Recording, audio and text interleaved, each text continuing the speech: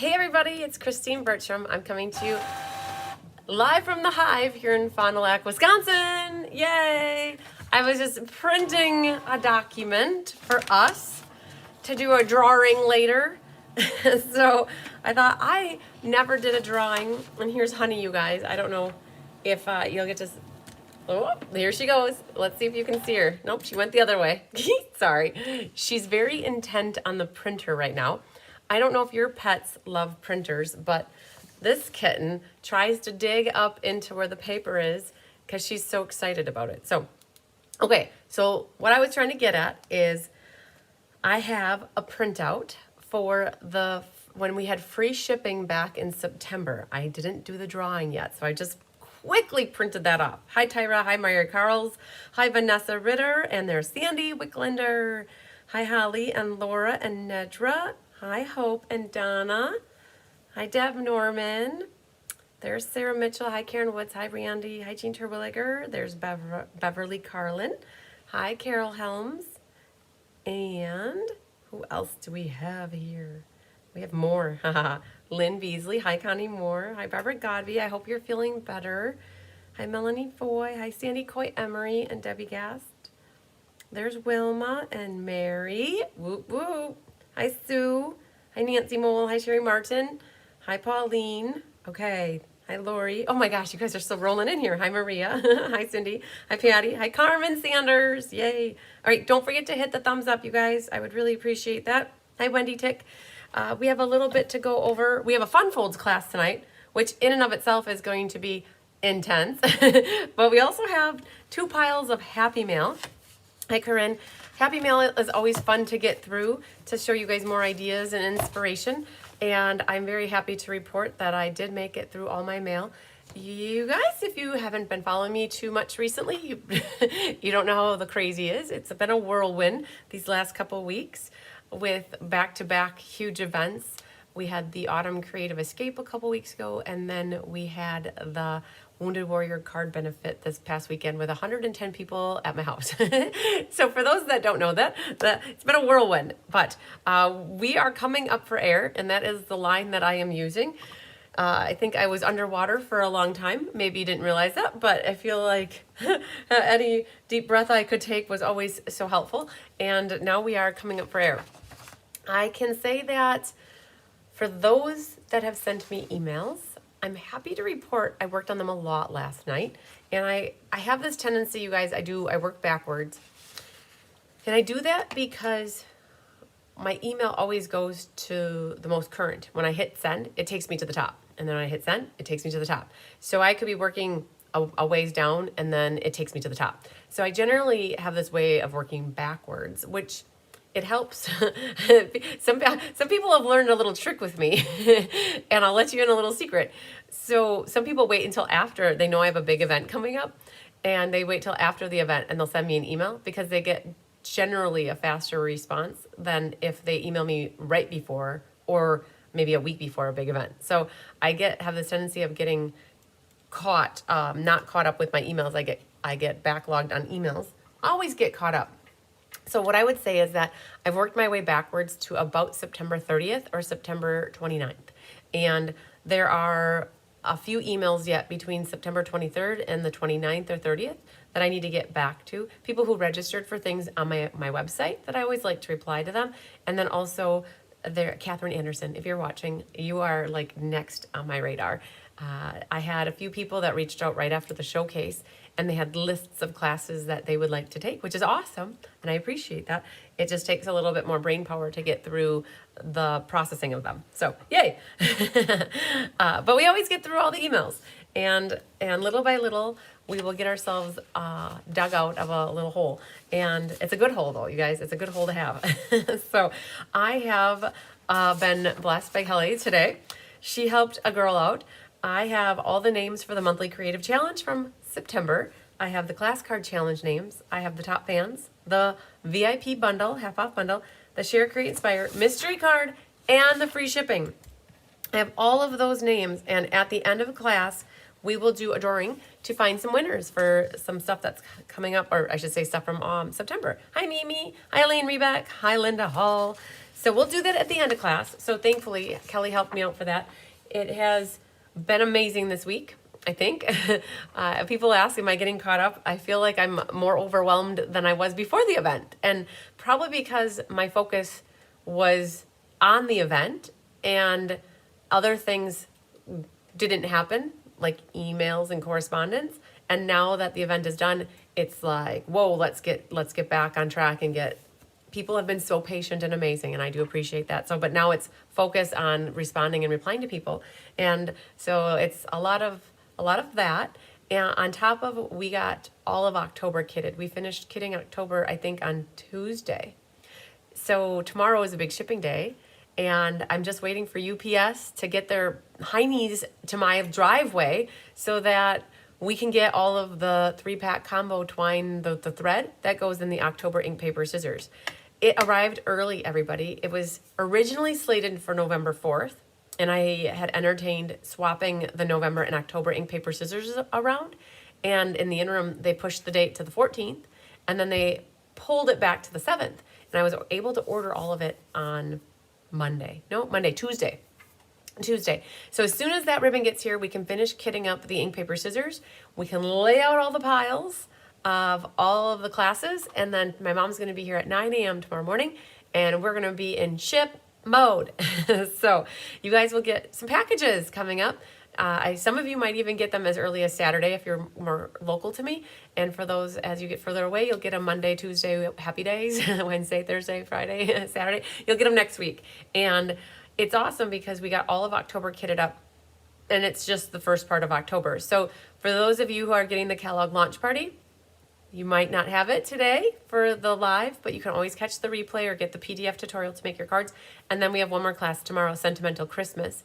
And you won't have your cards necessarily for tomorrow, but you'll have them after that. And then we'll be back on track. You'll have all your classes. So it's like a little trade-off. You guys get a couple in the front end, not on time, but you get almost all of the second half on time, which it equals out, which is awesome, you guys. It's been really helping me to have only one major ship day a month, and we work our little butts off in the first part of the month or end of the month to get everything kitted. And so we've been doing that. This is the second month, so it seems to be working okay.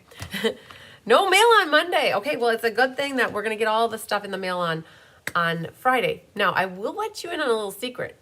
I feel like even though mail isn't delivered on Monday, I feel like trucks still run and mail still gets moved, because in the past when we have no mail on a Monday, people still get their kits fast. So even though the postal people aren't necessarily working, if it's on a truck and it's being transported, I think that it's still moving. So pretty cool. And what is on Monday? Monday is, it's Columbus Day, if I'm not mistaken. The second Monday in October is Columbus Day. I remember that because when I lived down in Miami, they celebrated the regatta, and everybody was out for Columbus Day on the boats. So I used to work for Mercury Marine down there. So yes, all right. I am going to do a little bit of a roll call. We kitted up 96 of this class for the catalog launch party. We're going to do this momentarily. I have the book in front of me, so let's do roll call. If I don't call your name, please reach out to me relatively soon. We still have about 11 spots unaccounted for, and I want to make sure I didn't miss a name. So first come, first serve would be the people that, in case I didn't get you logged and you need to be logged, I want to make sure I get you logged. But anybody that would like this class, it's going to go quick. We made 96, and I think I had 12 in person on Monday night, and I have 4, I believe, on Saturday. So it's a big class, and we have 64 signed up for the online version. So within the week or so, I bet that they'll pretty much be buttoned up, because you guys are going to see how awesome the fun folds are. They're pretty cool. All right, so first on our list for the fun folds is Angelique McClendon, and then Vonda Saia, Jeannie Parker, Sandy Wicklander, Sherry Everett, Shirley Malarkey, Donna Grushke, Angela Knutson, Kathy Showalter, Barbara Tyler, Barbara Rudolph, Lori Evans, Trisha Fagley, Sandy Coy Emery, Kathy Dolly Nagari, Joanne Kahn, Sheila Roberts, Connie Moore, Mary Lemke, Karen Wetstein, Mary Jo Stoll, Ruth Nicholson, Debbie Gass, Patty Wright, Laura Sullivan, calling Laura Sullivan, Pat Fleming, Patty Randolph, Phyllis Oderman, Sherry Stewart, Margie Gooden, Mary Carls from Jericho, Barbara Godby, Kathleen Ketterman, and I just saw Carmen. Hang on, I want a kit. Okay, Carmen Sanders, we'll get you added on here. Kathleen Ketterman, Carmen Melendez, Jeannie Gertis, Nedra Dover, Wendy Tick, Feline Mays, Deb Norman, Brenda Cottrell. I'm writing Carmen's name so we don't forget. Julie Block, Lynn Beasley, Gwen Simmons, Shelley Cooper, Donna Winter, Pam Newhauser, Tyra Marshall, Shelley Schultz, Elizabeth Merkel, Karen Woods, Linda Scott, Debbie Stone, Melanie Hao, Karen Stagg, Vicky Rodriguez, Karuna, Susan Ray Hendricks, Gwen Petrashek, Rose Garibaldi, Doris Monson, Linda Rios, Carolyn Ketchmark, and last but not least for right now is Carmen Sanders. And I like to do roll call for a couple reasons. One is to thank all of these lovely ladies for getting this class kitted. We do love to send out kits to help you guys. It's like pressing the easy button to give you envelopes full of everything pretty much set. So all you have to do is add some stamps, ink, and adhesives, and you can make a pretty awesome card. That's very similar to the one I'm making, where you don't need a lot of different stamps. And then the other thing is to double check me and you that if you think you signed up and you didn't hear my name, I should say, if you think you signed up and I did not call your name, that we can get you on the list. Either I missed it, you missed it, we missed it, it doesn't matter. The main thing is that we get you on the list and that we get you your kits so that you're not missing your kits. So thank you to all who got kits from me for this class. Fun Folds is always a lot of work because there's a lot that goes into them. I will tell you, we definitely had a great team here that helped put them together. I think it was Anna Rubadoo did a lot of your scoring. And with Fun Folds, you get unique different foldings or scorings.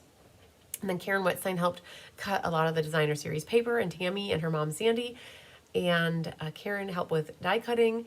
And then Rhonda helps with embossing. And it is a labor of love to do these Fun Folds.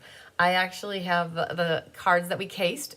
Thank you to Angelique. I'll show you her card here. Her 2 cards that I cased for Angelique. She was here for a couple weeks in a row. And I talked to her. I'm like, can I just case your cards? And she's like, yes, of course. So I got to give credit where credit's due. And I'll show those to you guys really soon.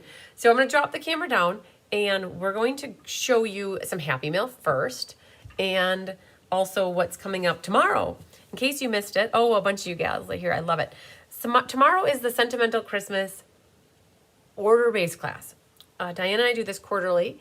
It's an order-based class, meaning you can only get it free with an order. If you're on my team, the Be Happy Stampers, you have the option to pay for it with a fee-based option, just a little team perk. And I had to change the time. So just a note, this was originally slated for 1 p.m. tomorrow. I don't know if you heard me in the beginning. Mom's going to be here at 9, and it's going to take us more than 4 hours to do shipping. I know this. And I don't want to be rushed. And so we are pushing out this class to be the last possible minute before so we're going to start class at 3:30 tomorrow. And we should be done about 5:30. In time for Tyler to be done with work, and then hopefully if he wants to go out for a Friday night fish fry, we can do that. So I'm just trying to push it out, but sneak it in before he gets home from work. So these are the 4 cards we're going to be making tomorrow. I do have a few of this class left. I think at the moment I have 40 signed up. Diane had 5, which is 45, and we kitted for 60. So I have 15 left of this one. And what's super cool about that one is you get 8 6x6 pieces of that sentimental Christmas paper. So it was part of the Making a Difference program. So it gives it gives money back to organizations that are in need that Stampin' Up! Has or will be selecting. And then on top of it, they're Christmas cards. And so it's time. We've transitioned to the holidays, to the fall, and to Christmas finally. Oh, yes. So, you betcha, Barbara. And a little recap, too. If you guys missed it, we had the Wounded Warrior card making benefit this past weekend, and we have raised over $31,000. I have it in my books right now that we're at about $31,200. I have not written the check yet. Money is still coming in. We have roughly less than 4 or 5 sets of the cards left. The made ones are iffy. There might only be one made, if that, at all. And there might be about 3 or 4 kitted ones available. So stay tuned. I've been working diligently through emails to make sure I haven't missed anybody. But if you were still on the fence, it doesn't hurt. Or let's say you want to get another set, you could always say, hey, if you still have one left, let me know. I'd help you out. So there is still some residual monies coming in to pay for those kits that we still have left. And once everything's buttoned up, that's when I'm so excited to write a check out to them. And I cannot wait for it to get published on the fundraising site so that I can take a screenshot of it and share that on the Facebook page. So yes, very cool. I can't believe it. $31,200 is a chunk of change, you guys. And whatever we can do to help our veterans who need help, who are fighting for us or have fought for us. So hi, Linda Campbell, catching me live for the first time. Wonderful. How much is the kit you have the extra of? Okay. So Maria said, I'd like to order the sentimental Christmas card and the catalog launch, please. Okay, Maria. We were supposed to chat this weekend while you were here in person, and I forgot all weekend long. You were the winner of the VIP Cards by Christine half-off bundle drawing. And so I was going to have you pick out one in person and send it home with you. And we'll have to connect. I kept forgetting all weekend to check with you. So I just added you for the fun folds, and I will add you for the sentimental Christmas one. And let me start my list at the next page here, 37. I have you down, Maria. So we will figure everything out, Maria. Do not send any money until we figure out the correct amount to send, okay? That is my rule. Don't send money till I tell you how much to send. All right. And the question that Linda asked, I believe it was Linda that asked the classes. So I talked about 2 different classes. The Wounded Warrior card making benefit, it was, we're just going to say 6 card kits because I want to keep up the bonuses. It was really 5 plus 1, but almost everybody, 85% of people got the bonus card, and the bonus card is a patriotic card, which is super cool. So it's 4 cards. It's a $40 donation plus shipping, and shipping is $6. If you pay through my website, it charges a small convenience fee. But let's say you want to PayPal friends and family, Zelle, Cash App, Venmo, all those good ways, or send a check or cash in the mail, it would be $46. And the fun folds that's tonight is $26. It's $20 for class plus $6 for shipping. Now, let's say, Linda, you want both of them. I would take $4 off of one of them, making it, let's say, $46 and $22. So wherever I can consolidate and ship classes together, we take shipping off. So you don't pay $6 shipping on every single class. That is nonsense to me. You were just a little busy. Just a little bit, a lot. I will take, Carmen wants another Wounded Warrior benefit kit. Okay, so Carmen, I keep that now in a spreadsheet. So if you wouldn't mind sending me a quick email saying you want the fun folds and the Wounded Warrior kits, that would be awesome. Oh, Nancy just sent a donation. Thank you, Nancy. Did you send it via the Wounded Warrior website? Did you go straight to the fundraising and send it that way? If you did, I should see it. I'm hoping that I should see it. So yeah, thanks, Doris. Yeah, a little bit of a labor of love, you guys. Everything we do, we put our heart and soul into it, and it really gained a lot of momentum. And I think it was awesome. Kelly Lamb did a really great job doing a 10-day countdown, and that helped bring a lot of visibility and awareness to the benefit. So it was super cool. If anybody missed what happened, we did a YouTube live on Saturday morning at 10 a.m. And then we had the raffle prize drawing Saturday at about 5:30 or 6 o'clock. And then I did the class on Monday at 1 p.m. Hi, Kathy Showalter. All right. Oh, Carmen wants more classes. Okay, send me a list. Send me a list. I love it. And Barbara Gabi would like the sentimental Christmas. Okay, perfect, Barbara. So you guys, this is, for those that are new for watching me, this is what it's all about. It's as easy as you can to get signed up for a class, and communicating via this format is the perfect way to let me know. But I always ask that you still follow up with an email, text, or Facebook message so that I have a form of a written communication. But Barbara, I did add you as well for sentimental Christmas.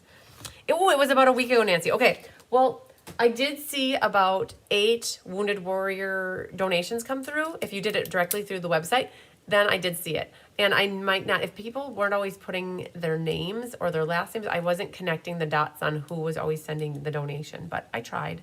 So Gwen, hello. Am I rested up? You guys, I will be honest to say, I am not rested up.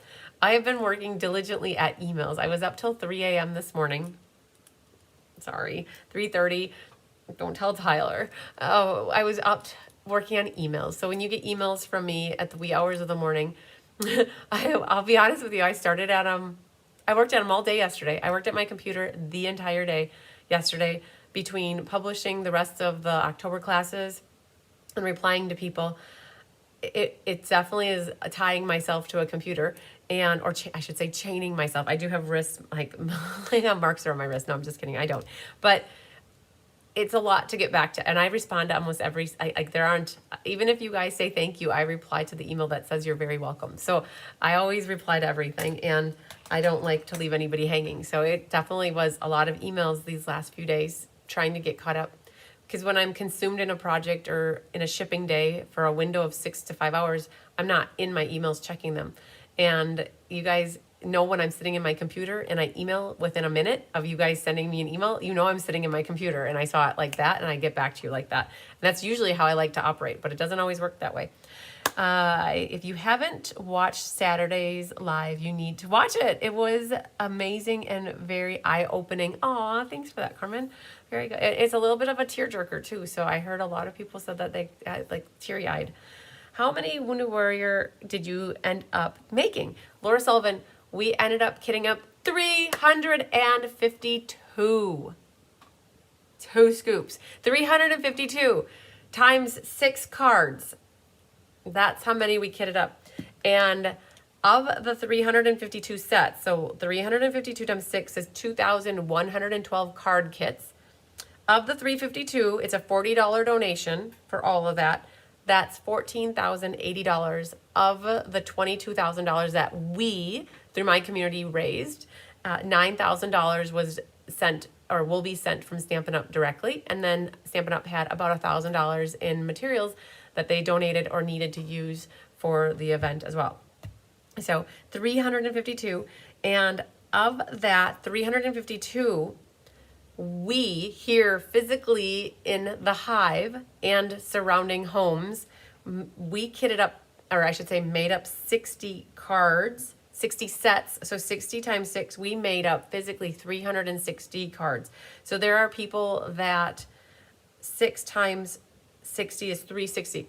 There are people that aren't card makers. There are people that wanted to support the cause and didn't want to make cards, but they wanted to give a donation, and part of the donation was to get the set of made cards. So the team here made 360 cards between a few different periods of time as well.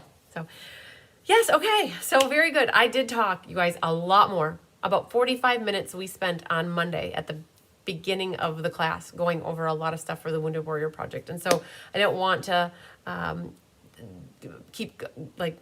dismiss it, but there's a lot of information that you guys could listen to from Monday's live. So catch that if you can. And then also catch what Carmen said, Saturday's presentation was very good. So you guys could watch that. It was an amazing endeavor. Yes, it sure was. Okay, so we're gonna drop the camera down. I'm gonna take maybe 5 to 10 minutes and show you some of your creative talents. I have a pile here. One of the things that happened is mail did not get checked. I should say mail got brought into the house, but it did not get opened or checked until over the last 3 days. I've gotten through a lot of the mail. And so I have a lot of mail to share with you guys. A lot of happy mail. All right. So we're going to go through this, and then we're going to make some amazing fun folds. So this card was from Miss Judy Sharp from YOLO, California. A very pretty fall card using the Changing Leaves bundle, the dies, and the embossing folder. Very cool. So Judy did the escape with me, the Autumn Creative Escape, and she won one of the raffle prizes. And so she sent me a thank you card, and I love it. And then it says, just saying thank you doesn't seem like enough. Hope you know how much your kindness is appreciated. So I got it, Judy. Thank you so much. You guys, I have 4 of the Autumn Creative Escape left. So in case you were still on the fence, get your butt off the fence. Those splinters are not good for your health. Hi, Margie Gibson. You're the one that sent me this lovely card. Very cool. I love the little strips of designer paper on the side. So I do have 4 of the Autumn Creative Escape left. And so Margie is getting my Frames and Flowers Stamp-A-Stack. She was on the waiting list, and we were able to kit up 4 more for the 4 people that were on the waiting list. Super cool. This one comes to us from Sandy Coy Emery. Sandy, I love it. This is one of the cards that we did for the catalog launch party back in May. You did a really good job making this card. I love it. Just a note using Essential Details dies. And then this one comes to us from Mimi Henley. Mimi is also in California, and she's got Just For You. And then in the inside, honestly, I couldn't figure it out. I know what she couldn't figure out, so that's me. I love it. But look at this, you guys. That's a cute little pocket card. And she did it so good that there's a lot of wiggle room, so it allows for the card to go in and out very nicely. For the pocket fold that we have for you tonight, we don't have a lot of wiggle room. But I love the Dandy Designs Designer Series paper. I got that, Mimi. This one is from, I wanted to guess, it was Holly Paplow. And there was a Dainty Designs, I think, was this one. And a cute little sunflower from the Punch, and the cutest little thinking of you, and a pretty little linen thread bow. And I love her writing. She writes so pretty with purple hearts on here and flower paper, you guys. I love it. Her little love notes. And then she cut some of the designer paper and used that for the focal image in the bottom. And she even has a cat on the outside for me. It's probably bigger Tigger, because he looks so studious. All right, this one comes to us from Shirley Peacock. She's got a little bird cage hanging from the tree with a little cardinal on the top.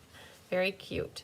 Very cute. So she got the Wounded. So Shirley, this came, and I think I messaged you, letting you know that your Wounded Warrior donation came. I am on Kelly Atchison's team. She is not my direct upline. She's my level, I'm like her level 3, but I'm still rolled up to her, and I get prizes from her from time to time. And so she's got her little card here. I won a prize, and it was for team building in the month of August, if I must say. I think it was August. And I got some of the gems. So now that I showed it off, I can use my gems how I see fit.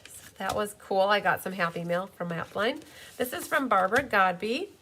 Barbara, very pretty in purple. She used the color and contour stamp in here and the dies. I love, this is one of my favorite rectangle scallop dies, and the stitching that was around it. She added some strips of designer paper on the back. And so, yep, it is very, very good. I love it. So she got some classes from me. So Barbara, this came. Very cool. This one comes to us from Miss Nancy Kierzek. Kierzek, I think. It's purple and green, you guys. Purple is my favorite color, and green is Tyler's favorite color. And I've got your address in there, so that's good. I think I'm going to keep that. So she got the Wounded Warrior benefit. This one, so Vicky Rodriguez, when you're watching the live, I have to let you know that Tyler loved your card. I showed it to him. He loves anything with a bonfire. And he loved the wolf howling at the moon. And he thought it was clever that it says just a note, and you have notes up here coming out. So super cool. Just thinking of you. So very, very pretty. That is one of, I don't remember, you guys, I don't remember the name of the set. It's in the annual catalog. So I don't have it yet. And this one comes to us from Miss Roxanne Burton. She's got some hearts that are die cut and the leopardy designer paper and some gems on the outside here. Even a purple one snuck its way on here. And so yay, so she's got some upcoming ink, paper, scissors classes from me. This one is from Susan Bellamy, Lakeland, Florida. All my love and prayers down to all my peeps down in Florida, you guys. I talked to Susan and Sherry, and they said they weathered the storm. Electricity was out, but it hopefully will come back in very soon. So this one's from Susan. Susan's in Lakeland, Florida. So I hope, she said she wasn't going to be able to catch the live because of wanting to conserve her power, but definitely makes sense. But we got that pretty card, and she sent me an envelope to match it. So very cool. Musical Jamboree. Thanks, Corinne Bouvia. So the card back here that I did not remember the name is called Musical Jamboree. So very cool. I appreciate the assist there. This little guy came from Jennifer Merle, Hampshire. she had a little box for me that she gave me that looked like this. And it's shut. 2 of the Ghirardellis, they're already eaten. They're caramel apple. And a little magnet that closes it. So that was from Jen. She came up for the benefit to surprise everybody. This is from Julie Block, Oostburg, Wisconsin. And she used some of the autumn paper from last year. And I love the use of like a solid pattern across, but shorter, you know, it goes shorter, it angles up. It's a super cool way to do it. Gives you a different perspective on a panoramic image. So that was really cool. And then she's got a little leaf on the inside. So very pretty. Thanks for that, Julie. This is from Donna Grushke. Donna's from Alpena, Michigan. And I got this little card here. Makes me feel like I wish it was still summertime. But we're getting shorter nights and colder days. And we are dark now. It's about 6:30 and I'm looking outside and the sun has gone down. So sad news on that. This is from Beverly Smith. So Beverly also did a donation for the Wounded Warrior Project. She got some raffle tickets and she sent her money with this little tag thing, which was super cool. And it's always awesome how she embosses a piece of paper and she embosses her envelope. Super cool. So that was from Beverly Smith. This one is from Tracy Sorge. Yes, okay. Tracy Sorge, Wildly Flowering, a little misty moonlight, and the Wildly Flowering designer paper. So I love it. You can see how she did her inside. And then this one comes to us from Shirley Malarkey, Devil's Lake, North Dakota. I love it, Shirley. We all love your name, Shirley. Diane the most. So that little guy goes up. And so this was Earthen Textures from the annual catalog last year. And she used the wild wheat and made it on a white card into just a quarter sheet for the backing, which is pretty cool. Allows you to use white paper. And then you don't have to necessarily remat it. So that's good. Yes, Barbara, I definitely agree. They are amazing. Now this one is from my aunt, Marge Hosh. And she heard me on the radio. My mom shared the radio spot that I did a couple weeks ago. And my aunt reached out to me right away and sent me a registration and payment for a set of made cards and very pretty stationery that she uses. So that's from Marge. And then this one comes to us from Connie Moore, and Connie's from Urbana, Ohio. And she used the sale-a-bration paper from just this earlier this year. You guys, it feels like 4 years ago, but it was just from this January. And then this ornate embossing folder. And she left it blank on the inside with a little flower, so I can reuse it. Flower. Hi, Amy Langlois. All right, this one is from Anne Domininsky. It's a mouthful for me, Anne. She's got a little typewriter on here. So Anne, she qualified my team. So when you hit your first $900 in sales or orders, we don't judge, right? When you get your first 900, it's called qualifying. It's the first time that Stampin' Up! Recognizes your leader for leadership and providing, whatever it is that they did to help you. And so Anne qualified, and I sent out a journal to all the people on my team who qualified as a Be Happy Stamper journal. So she was sending me a thank you for the journal I sent her, which was super cool. So I wasn't expecting it, but I appreciate that, Anne. And then there's a fuzz. Let's get that off of there. This one comes to us from Ann D'Acquisto. Ann is from Grafton, Wisconsin. And she stamped all these different leaves, creating a background pattern. And then embossed it with the Distress Tile embossing folder. And then this looks like there's a hexagon with a bird from a couple years ago. That's what that hexagon looks like. And then it's hard to see it, but there's the gold thread back there. Super cool. And some real foil gems. And there she did it. The inside is down here. And I've been seeing this a lot more from cards. People putting the sentiment down at the bottom and switching it up. So very cool. So very cool, Anne. And then this one comes to us. Hello, Julie Block. This one is Pekin, Illinois is, I'm trying to think. Maryland Durbin. Yes, Maryland Durbin. Big winner chicken dinner. Maryland Durbin won the quilt And she is going to be giving it to her son. Very cool. He's a veteran. And so she sent me, oh, she won a prize. She's a lucky lady. She won from the Autumn Creative Escape. She won a bundle too. Very cool. She used some of the Splendid Autumn designer paper. I love doing this too. It's hard to see it, but there are 2 score lines going this way and 2 score lines going that way. And it adds a little bit of texture to the card. Very cool, Marilyn. I see a bee. I see a bee. Oh man.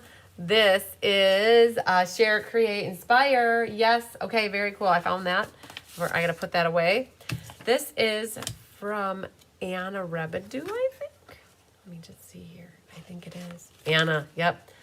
Yep, she attended the escape. I told the universe to send some awesome your way. Very cool. And that's that marbled paper from Sale-a-bration a couple of years ago. Very cool. And then last for right now, and then we'll start working on cards. We have the Mediterranean Blooms. This is from Miss Sherry Everett. It was the ink paper scissors card that was from July, featuring our Orangelicious card. And very cool. So I love it. I love it long time. Okay. Happy mail galore, you guys. I love it. I love it.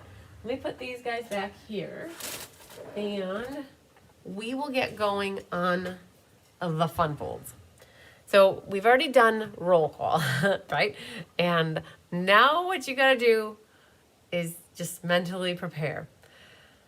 Now, the good thing is that most of you don't have your card kits. There are only a few people who were able to do porch pickup that got their card kits. I will tell you, I'm glad you like the Happy Mail. Yeah, I will tell you, for those that are listening and watching, and you're going to get these card kits, I have to be completely honest. I need for you guys to check one of the cards right away. I'm going to put this out there immediately. We were not done kidding before help started rolling in last week. And we had a lot of help. And everybody means well, and everybody tries their best to make sure everything's 100% accurate. And I will tell you that we had this class on Monday night, and we had some hiccups with some die cutting. They were rushed with the die cutting, and so some of the mats were too close to the edge, and so we were cutting new paper, and there was a lot of commotion and going on, all good, right? But some of the mats were cut incorrect at 5, and they need to be 5 1/4. And I thought we went through everything and pulled out all the incorrect ones and redid them and recut, and I thought we made sure we had all the mats on everything. But in class on Monday night, 2 of the people, one was missing 2 little 3/4 inch strips, and one person had one mat that was 5 instead of 5 1/4. And in person, it's okay. I don't mind that because I can fix it. I can go to my drawer, I can pull paper and recut it, and life is fine, right? And it's no harm, no foul. Now, fast forward to, let's say, 80 kits that are already in envelopes with the other 3 card kits in plastic that is sealed. I almost wanted to cry on Monday night because I was beyond tired and emotionally drained, right? Okay, so you guys kind of know where I'm at, setting myself up for Monday night. I'm in class and 2 people come to me and they're like, oh man, and they always come to me so I can fix it. But I had to think in my head, do we go through the process of opening up everybody's kit and double checking everybody's paper and risk losing a gem here or messing up something further? And I just went to bed in a dither. After I got done with emails, I thought about it and I thought about it and I thought about it. And finally Tuesday, I woke up a little bit refreshed and I thought to myself, just let it be, let it be, let it be. And if you guys get a kit from me and you do not have the color paper and you need it, I will put a piece of paper in the mail and I will mail it to you. And instead of asking Annette or Chris or Diane or my mom to spend 3 hours opening up every kit, I thought that our time was better utilized doing other things that were more efficient use of our time and more productive. Doesn't mean I didn't care, because I truly do care, but we tried our best, and what happened when you get too many cooks in the kitchen, it's really hard. And everybody wanted to help, and it helped. We got done faster, but in the interim, we might have, hopefully, the ones that were incorrect happened to be self-contained here in person. right? Let's just hope that happened. Again, if you're watching this and you get something that's not right, you guys are always welcome to reach out to me and tell me that you need something, because I would rather have you reach out and let me know that you need it. Now, please look around your desk or your area where you're working, because half the time people find everything that they're looking for, because I get them calling me back and saying, I found it, false alarm. So, but I do want to say, if you're missing strips of paper or if something is too short on these specific fun folds, and I'll start with this fun fold first, that you can reach out to me and I will gladly put it in the mail for you. I'll just put it, like, and even like if it, or you might say, oh, just send it with the next package. That's fine too. So I'm just putting it out there. I'm grabbing my card kits here really quick, but I am putting out there that I take a lot of pride in having everything 100% buttoned up. And I get a lot of people that tell me one of the reasons that they love our kits the most is because they're always 100% spot on, not missing anything. Things are scored correctly. And they're easy to follow and easy to make, and I do take pride in that. So, so just know that if there is ever anything, you're more than welcome to reach out to me if you feel that you want me to do something. And if you are like, nope, I've got crushed curry at home, I can cut a little 3/4 by 5 1/4 inch strip, I'm okay with it, then cool, life is good. You save us and let us work on other things. So, and I woke up on Tuesday morning, and Laura she said, we got you covered. And so I woke up on Tuesday morning, and I thought to myself, my girls are good. Like, you guys who take classes with me completely understand. We try our best, and we never make anything, like, we never intentionally try to do anything to, like, mess you guys up. So yes, you will be okay. You'll make it work. And if for any reason you can't, you can call me. Call me anytime. Call me. So this is what you guys got tonight. We have the Mac Daddy of Fun Folds classes for you, and it is the catalog launch, and we focused on using things from the new mini catalog, and ultimately this is the catalog that we're working out for what we have tonight. I guess instead of showing you things in the catalog, what I'll do is I'll talk through things. If you have questions about what we're using, just let me know and I can try to answer them. But there's people who are watching that are new to me. I'm sure everyone has paper that will work. I know, I hope so. I really do hope so. So you get a golden ticket from me. It's a yellow piece of paper that has flowers on it, and it has the name of the class and the date. Today, just on a side note, today is the 10th. If you need to subscribe to the October Paper Pumpkin, you need to do it tonight before the midnight mountain time.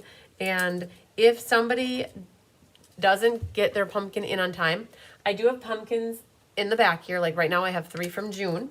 I do plan to get about 15 extra for the month of October. So if you missed out, or if you decide, oh man, I wish I would have gotten another one, you can always reach out to me and I can hook a person up with a paper pumpkin.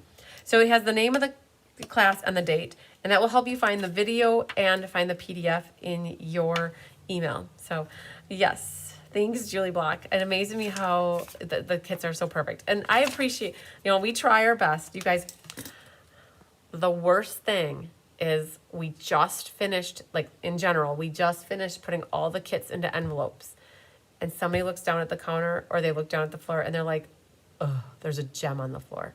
You guys, we literally go through every kit until we find which kit is missing the gem, and we add the gem back to the kit because there's no gem left behind. Okay. All right. So here you go. We got 4 thick envelopes. The thick one on the bottom for me here is purple. Purple.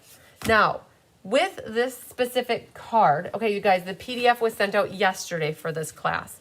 So if you don't have it for any reason, check your spam folder, and it should be in your inbox. It got emailed out sometime late afternoon, I think. So when designing a class that's Fun Folds, that uses a whole bunch, hi Deb, stand up for, that uses a whole bunch of designer series paper, and when it's limited to having only 12 patterns in a pack, you're not going to get an option, but we had 5 options for this one. So, and thank you to Angelique McClendon. I don't know if she's watching right now, but she sent me a card, and her card looked like this. I got this back in the summertime, and it looked like this, and I was oohed and I was odd about this card. And I said, Angelique, can we case your card? And she's like, of course you can. And I don't know if she cased it from somebody else, but I needed to tell you guys I cased it from her. And we were very strategic about the patterns. So in the Splendid Autumn paper, you have different color combinations. And we picked out 5 different color combinations. So you're gonna get one of these, not all of them, but in general, the card is the same. And this one is, to me, wheat, and it's balmy blue with cherry cobbler. And on the inside, you have your panoramic. And then on this one is your Cajun craze with crushed curry. So you open like that, and you get your panoramic. And then your purple-licious, expialidocious. Super cool, right? So that, and then this one, the other two are balmy blue, and this one is with freesia, like that.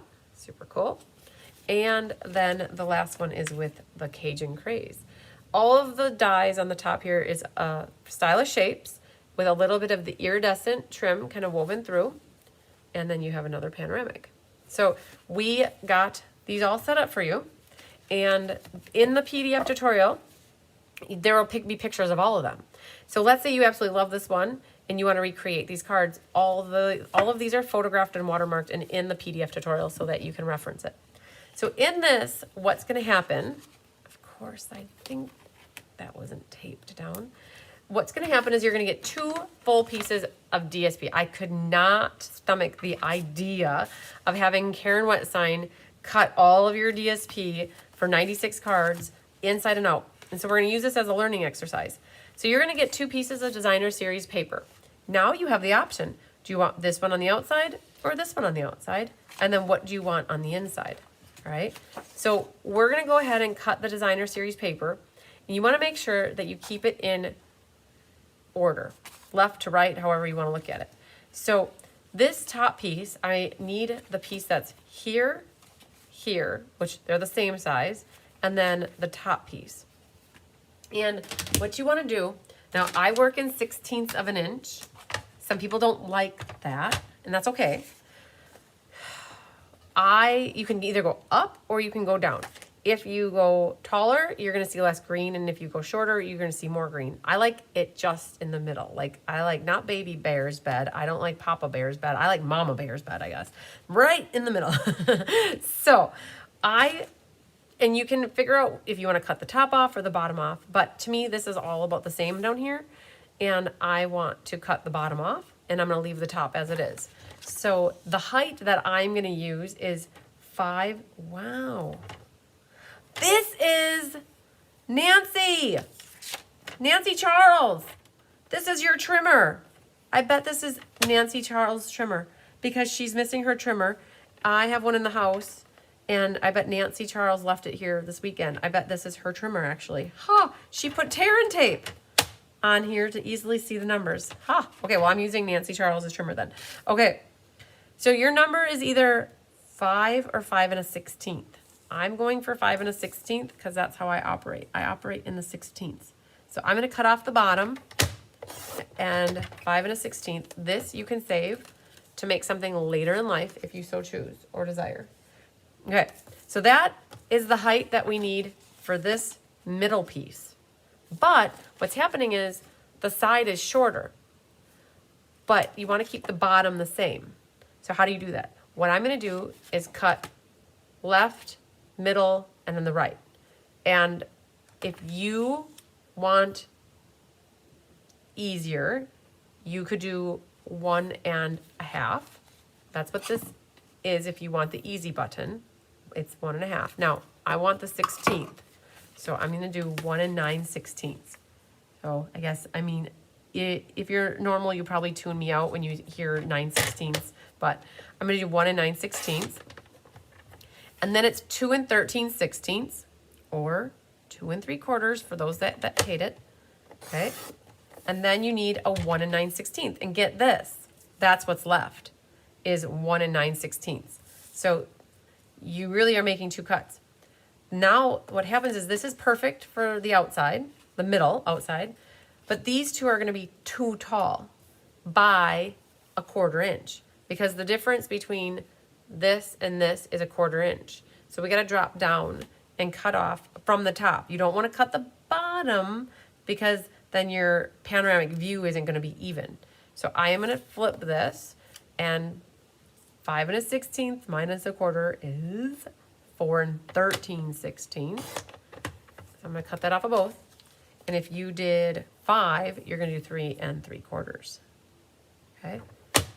So you all are going to get 2 6x6 pieces of DSP, and you're going to cut your own. Now this is what I have. It's still kept it in a panoramic. Bottom is even. The top on the 2 side pieces shorter. And I want to keep these in order left to right. So left, right, left. Okay. Hi, Sue Beasley from Australia. All right, so I have these set. Now to the inside. The inside, you don't have to worry about the height difference. Everything is straight across. And it's all that shorter height, which is 4 13/16. Or you could do 4 3/4. Now, figure out from your piece of paper, what do you want to get rid of? As much as I love the purple, there's a lot of purple up there. So I could, in essence, get rid of purple, but I also think there's a little bit extra green down here that I don't need. So I'm going to do a little bit of a sawing off on both sides. So I'm not even measuring. I'm just eyeballing that I want to cut some of the green off. So that's gone. And then I'm going to now flip it over and put it to my 4 13/16. And now it has the height that I need it to be, which is 4 3/4 or 4 13/16. Now what we need to do is cut this into the right sections.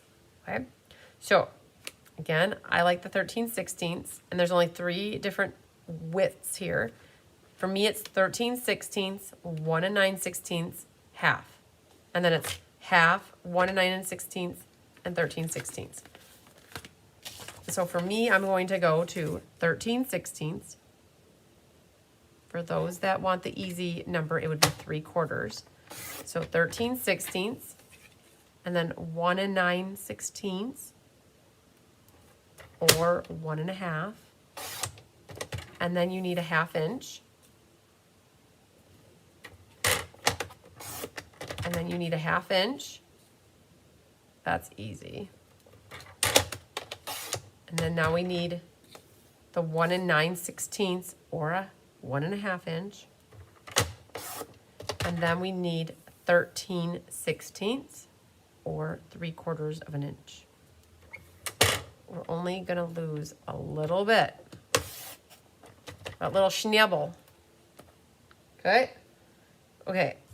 So left, keeping them in order from left to right so that when I open up my kit, I know where they go.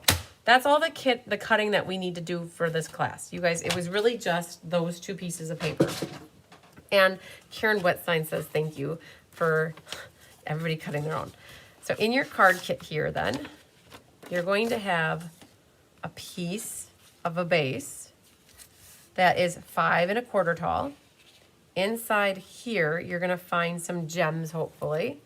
3 of these Goldilocks gems. And they gave me some ribbon, that's iridescent trim. And then you'll have a whole bunch of pieces of paper, mats galore. Here's your Stylish Shapes die, and then you have a whole bunch of mats. Before I go over those, I want to show you guys a really cool thing about this. The way that this card is laid out is when you put this next to it like this, this is the 1 sheet of 8.5 by 11 paper. So it's not like you use a lot of extra paper. This gets cut at 5 1/4, leaving you 3 1/4. And then you have it by 11, so you scored at 5 1/2. And this, you just have to cut off 1/4 inch on the other side. So it's 10 3/4 long. And then you have your scores already done for you. So what happens is that's going to score like that, and it bends back. And then the same happens on the other side. It's like a little gatefold. And then you have this. So 1 piece of cardstock gives you what you need for your quote-unquote card base. Okay. Then what happens is you're going to get a little bit like, let's lay out stuff first. So this is what you should have in your kit. When you get your kit at home, you should have 2 skinnier strips like this. And then you should have 4 that are a little bit wider, and then you should have 2 1-inch strips. Now, these 1-inch strips in some people's kits are very similar to the 3/4 inch strip, because ultimately with this 3/4 inch strip, part of it gets glued over. So you want to be, for those that, when you do your kit, you want to lay these out. And this needs to be really close to 1 inch. And that's what goes on the end here. So you can kind of see that these two are skinnier than these two. And for some cases, though, these might be the exact same size. It doesn't matter, because when this gets glued over the top, you don't see the inner workings of it anyways. Then you have your die cut piece. Now, in 80% of the times, the die cut got cut out of this mat. And what happened is some of them got too close to the edge and we had to recut. So some of you don't have your die cut out of here, and that's okay. All right, so you have this. This is your top mat. That is what goes on here. You could theoretically use it on the inside, but if you do, then your white piece is going to go over it, and when you write your love note, you're gonna have a bump there. So really what we intended, your inside is the solid mat, and then this one is your outside mat, okay? Then these last 2 pieces go on the other side. So when you open this up, they go on the back side, and we'll get to that momentarily. So laying out all of our pieces, we have this, that one, this, and that. And here we have boom, boom, boom. Okay. Now that we got that all situated, what you want to do is just dry fit everything. That looks very nice. If you find that your DSP is a little bit big or a little bit small, you have the opportunity now to make it how you want it. And trimming off a little of the DSP is not going to affect the integrity of the pattern at all. So in this case, I'm just going to dry fit them, make sure that I'm happy with how much green I see. And if I'm good with it, we are going to put our gluing pants on, and we are going to get glue happy. All right, so hopefully this all makes sense. Thanks, Cheryl. Okay, yes, I love me my purple. Now, what we can do is flip, flip, flip, flip, and I'm flipping them all of the same way. Flip, flip. Okay. All right, here we go. Let's hope a cat does not jump up and get glue paws. So on top of everything this week, I am happy to report that officially as of today, we have a finished wood floor. When you glue this, you want to make sure you're gluing it to the left, bottom and top matching. Don't worry about the inner edge at all. So on this side, I want it to match the top, the bottom, and the right to be the same. So as of today, my floor, guys, the business is called the Sandman. So it was really funny. I think it's Karuna that said that she thought the Sandman was me needing to get some sleep. Like that kind of a Sandman. No, you guys, my wood floor is finished. And if you were watching Gina live yesterday, or was it? Yeah, yesterday was Wednesday. So I called her out of her live to help me. And she did. She was really reluctant. I could hear it in her voice. She's like, but I'm live. And I said, please come up and help me. And she did. And because of her, I have the most amazingly beautiful, perfect color of my wood floor upstairs. She came up with the idea of mixing the color that I absolutely loved, but that was too dark, right? When you're putting in a floor, and especially in a craft room, you want light to be uplifting and upbeat. And the color I absolutely loved was called Jacobian, and it was a perfect brown, but it would be really too dark. And she said, why don't you mix half Jacobian and half clear and dilute it? And I was like, the light went on and the light bulbs came on, and so that's what we went with. We just said, okay, let's go for it. You guys, it's so beautiful. I will show you here. I will take, when I'm done gluing here, I will show you what it ended up looking like. It is the most beautiful brown color. I couldn't even ask for a better color. So that happened this week. They started on Tuesday, and he left at 5:40. I think I was just about ready to go live, and he was backing up his trailer and leaving the premises. So we're gonna get glue. So once you guys have your DSP cut, it's not rocket science with this one.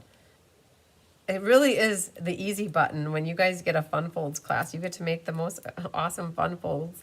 And on this one, we made you work a little bit, but this one is so cool. It is definitely a wowzer card when somebody opens this up and they see the panoramic on the inside. All right, I will tell you, I know a lot to glue, but we're going to make it happen here. So this is the outside, right there. Okay, so this guy goes into this section, like that. Yeah, Kathy, oh my gosh, it's so pretty. So you guys, the walls upstairs in the craft room, the new craft room, are the same color as down here. They're actually, the purple color is called Berry Cream, and then the beige color is called Practical Beige. So I don't know if you guys can catch on the video how it doesn't matter that this inner mat is not correct. It's because it gets covered up. All right, so we got that. Now this needs to flip this way. And we do this back side. And then this one needs to flip this way. And we do the back side. Glue it onto the back, which isn't really the back because this goes like this. And then what you can do is flip this over and glue glue this arm, quote unquote. I called it the arm. Oh, the PDF was okay. Be careful, we love you. I put too much glue up too high here. So there's a part that hangs over the top. So I'm going to take this. I shouldn't have put glue that high. So I'm going to take this and I'm going to smear it off as best I can. And we'll take our adhesive eraser and erase it. I got a little bit like, oops, glue happy on that. So making sure the bottom is flush. And then when you flip this over, there's a little bit of glue right there. We're just going to wipe that off. And we'll see if it's sticky. Oh, it was just borderline. So if that happens to you, you can take your adhesive eraser and get that off. Okay. So far, so good, right? That opens up. And I think we can go ahead and glue one more thing in here right away, which is our Mossy Meadow, Tyler's favorite color in the book. That can get glued right in here as well. All right, so one moment, please. I will show you the floor. It just turned out so good, so good. All right, let's see it, if you guys can see that. So there's still like the hoses there that they're cleaning. This is before the poly coat got put on, but it's like a nice warm brown. It's so pretty. So it's maple. So I don't know if you guys caught, but the original part here was my original craft room was maple. We found maple underneath. And then we decided to add a little bit more maple. The Sandman put it in for us today, or 3 days ago. And now we have a full floor. It looks like you could have a dance in there. Just dance if you wanna. Or leave your friends behind. Because if your friends don't dance, then they're no friends of mine. All right, we could do whatever color we want for ink. I actually did Mossy Meadow there, so maybe I might just pull out the Mossy Meadow. And, okay, this comes from the set Zinnias. It is Simply Zinnia. Both the thank you and the gratitude come from that. And we have Mossy Meadow. Thanks, Doris. Thanks, Kathy. It's so pretty. I'm really ready to move into it. I have no I'm lackluster on creativity in the quote unquote makeshift craft room. Oh my gosh. Okay, so I did okay on that side. I'm gonna just now go to the other side and see if I can do the same thing here. And it just barely fits in there. Okay, cool. And then what we're gonna do is purple. Oh, excuse me. We're gonna do thank you so much right there. And it's going downhill, so we're gonna bring it uphill a hair.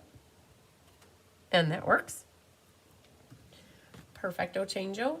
And then we need green yet. And the thoughtful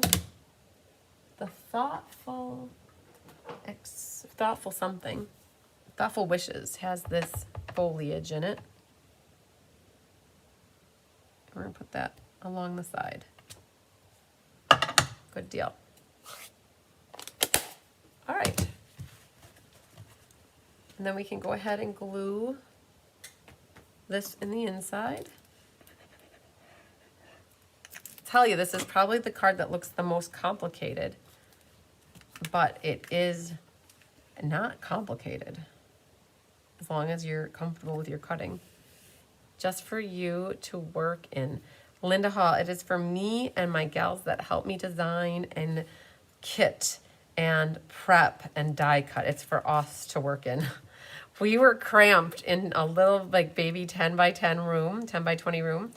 And when Tyler and I finished off the project from 4 years ago, we started, when the CEO of the company comes out to your house, it makes you finish lots of projects, right?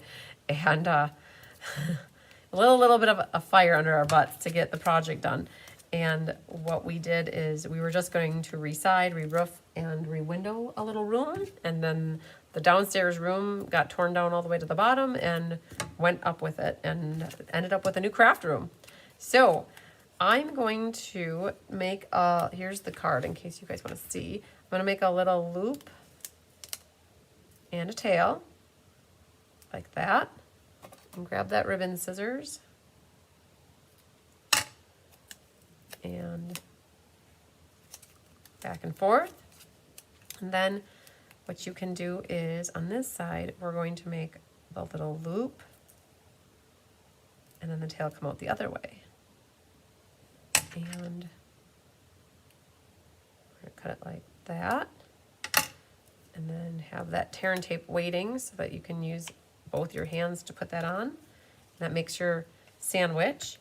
And then what happens is we're gonna take some tear and tape right through the middle here.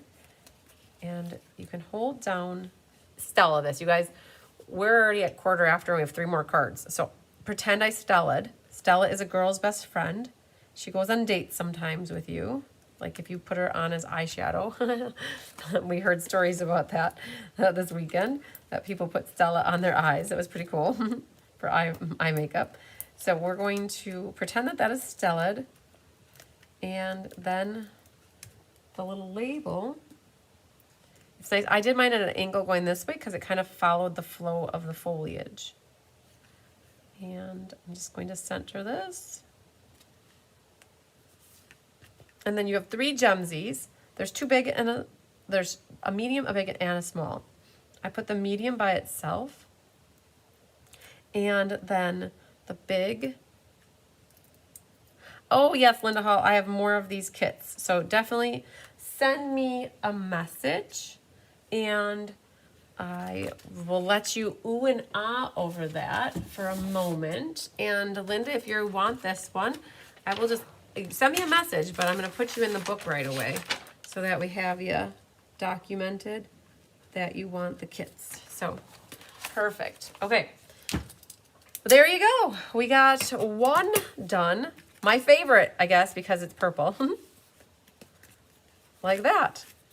So when somebody, so it is a little bit heavier, thicker of a card. Thank you, Dan Don. It is a little bit thicker of a card, but it's a wow card. You open it like this and like that. So cool. So cool. All right. Again, if you might have whatever color combination. We took 10 of the different prints from that Splendid Autumn and we paired them up so that they all went matchy-matchy for inside and outside. Perfecto changeo. All right, so now, which one's next? Let's maybe do the pocket card.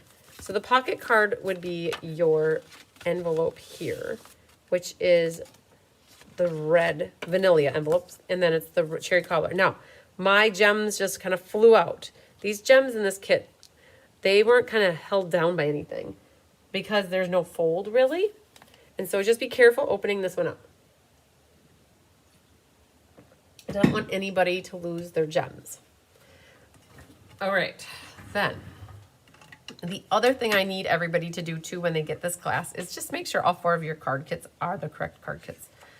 All right, so we have here, this is from the Peaceful Season. Thanks, Cindy. This is from the Peaceful Season designer paper, which that is the sweet class for next month. You have a little label in vanilla, the tree detail in gold foil, and then garden green for the solid. A very pretty gold label. And then a heart. If I only had a heart. It comes from Iconic Celebrations.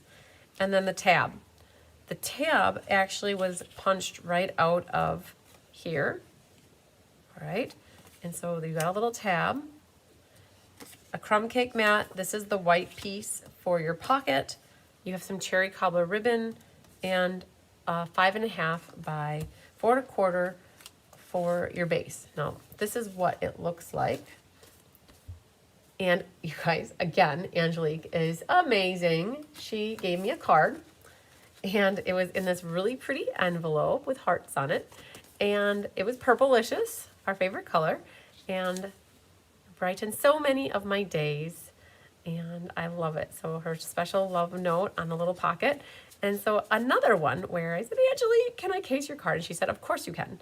And I don't know where she got it from or case it, but it's nice, right? And what we did is we regrouped and made it into using the mini catalog product. And it's cool because I had not used keeping tabs yet on anything. So we got to use the tab. Now what's super cool about hers is she used a piece of designer paper that was 5 1/4 by 8. And it was folded in half at 4. So she didn't have to glue anything at the bottom here. She only had to glue on the left and the right. And that's super cool. But when you are designing with designer paper and you can't use that much because you have to be strategic, then what you will need to do is glue along the bottom. And so that's how we set this card up. So that if you have, oh man, I gotta go find my quarter. I have 1/8" tear and tape somewhere, but I don't know. I'm gonna go look on my table for it really quick. Sometimes in the paper pumpkins, they'll give you 1/8" tear tape, which is amazing. So that would be on the side here, or you could use liquid glue. But this is the pretty card that we're gonna be making. And the trick with this is we need to fold back this flap to create the pocket. And it's 1 3/4 inch in, and I believe it was 2.5 down, if I remember correctly. Yes. So what you're going to want to do is grab a pencil and make some tick marks. So you're going to make the first tick mark at 1 3/4 there, and then 2.5 inches down like this. So you guys will have to do this. I did not do this for you. And then you're going to put your ruler, put it to the left of your tick marks. So I see the top of the tick marks there. I'm putting the ruler right to the left, and here I'm going to do the same but to the bottom so that I'm not on them. Then what I would suggest doing is grabbing your bone folder, flipping this up, and holding with your ruler and using your bone folder to start creasing the paper like this, which will give you your nice score line. Side note, figure out what gold you want showing, because I just realized, like, oh man, there was a whole bunch of gold right there.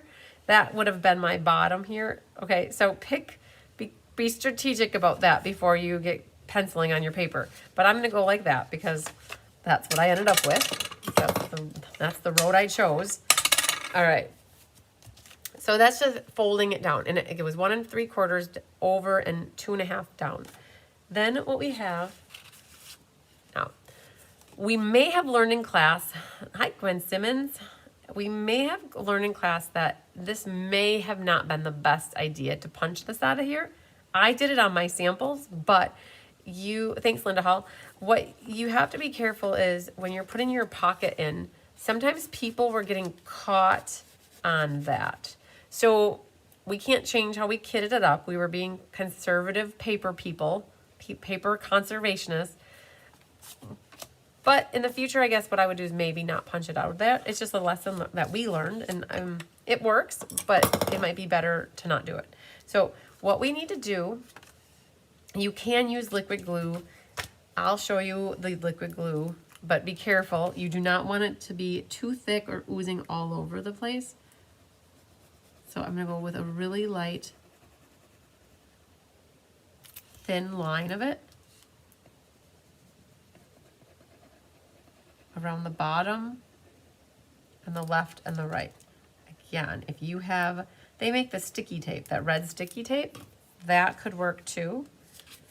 Or 1/8 inch Terran tape would work too. So if you're not good with the liquid glue, maybe consult the Terran tape and cut it in half if you have the 1/4 inch.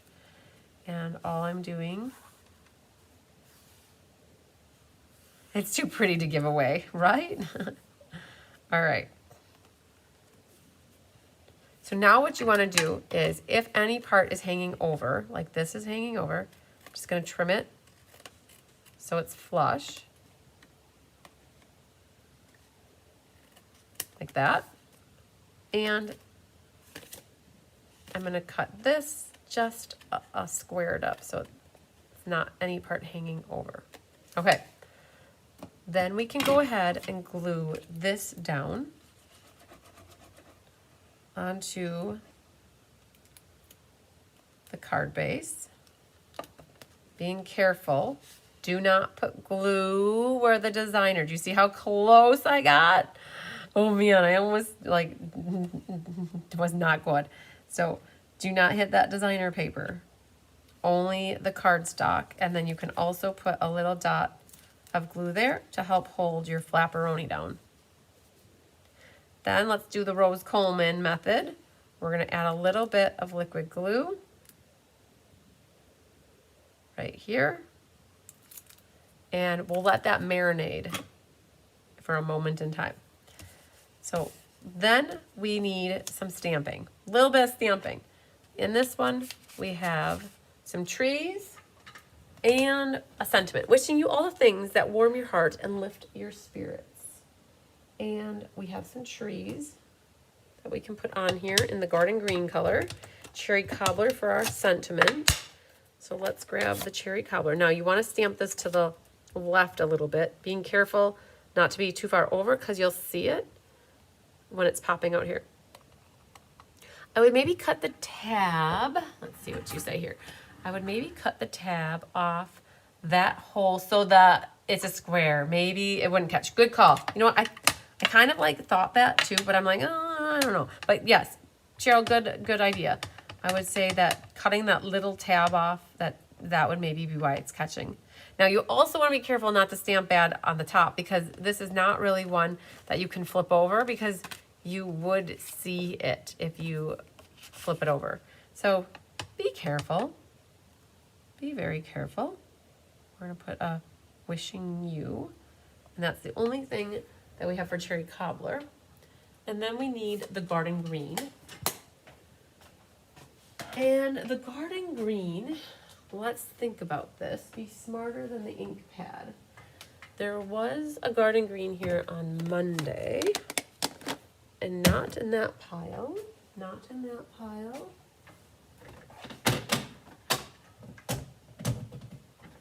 Garden green, here we go. I got it right here. So the sentiment, joy and love to you. If you need to practice, practice. But this is super cool because it is a photopolymer stamp, so you can see through. But you do want to make sure it's on your block straight. And we'll just like that. Oh, you're right. Corinne has a great idea, you guys. I don't know if you read that, but if you have the wider tear-in tape, what you could do is put only half of it down and then fold it back after you've picked it off. All right, good idea. And then we have complete with a cat fur. Hang on, see if I can get it. I got it. Okay. Inky Dinky Doo, our trees at the bottom. Very nice, very nice. So that's it for the garden green. Just joining, hi Judy. Was in the shower. Oh good, hopefully you got all cleaned up. This girl needs to get in the shower sometime too. This thing has done its marinating. So we're going to flip this on here like that. Oh yeah, fun times at Richmond High. Then what I'm going to do is pop my pocket in here. And if you feel like you put too much glue and you don't have a lot of wiggle room, you are always welcome to trim the sides. All right, or you could trim the bottom. I tried to set this up.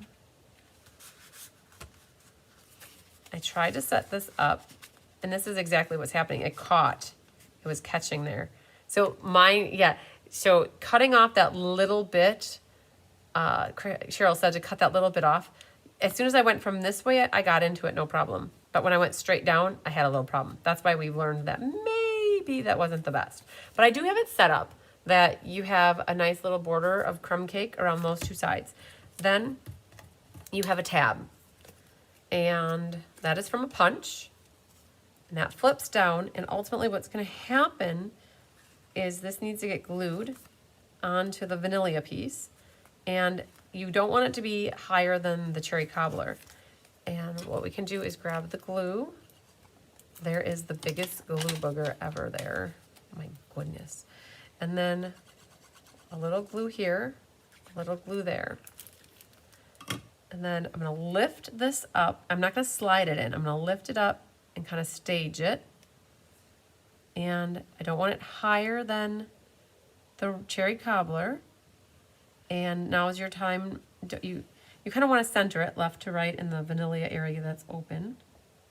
And I was really trying to get it flush here and flush there. And then you have this cute little heart from Iconic Celebrations. And you could pop that heart right onto the file tab. And then this is from the Greetings of the Seasons or so, Greetings of the Season dies. So you can pop that up with dimensionals. And then your tree gets a little popping action as well. Hi, Linda Hunt.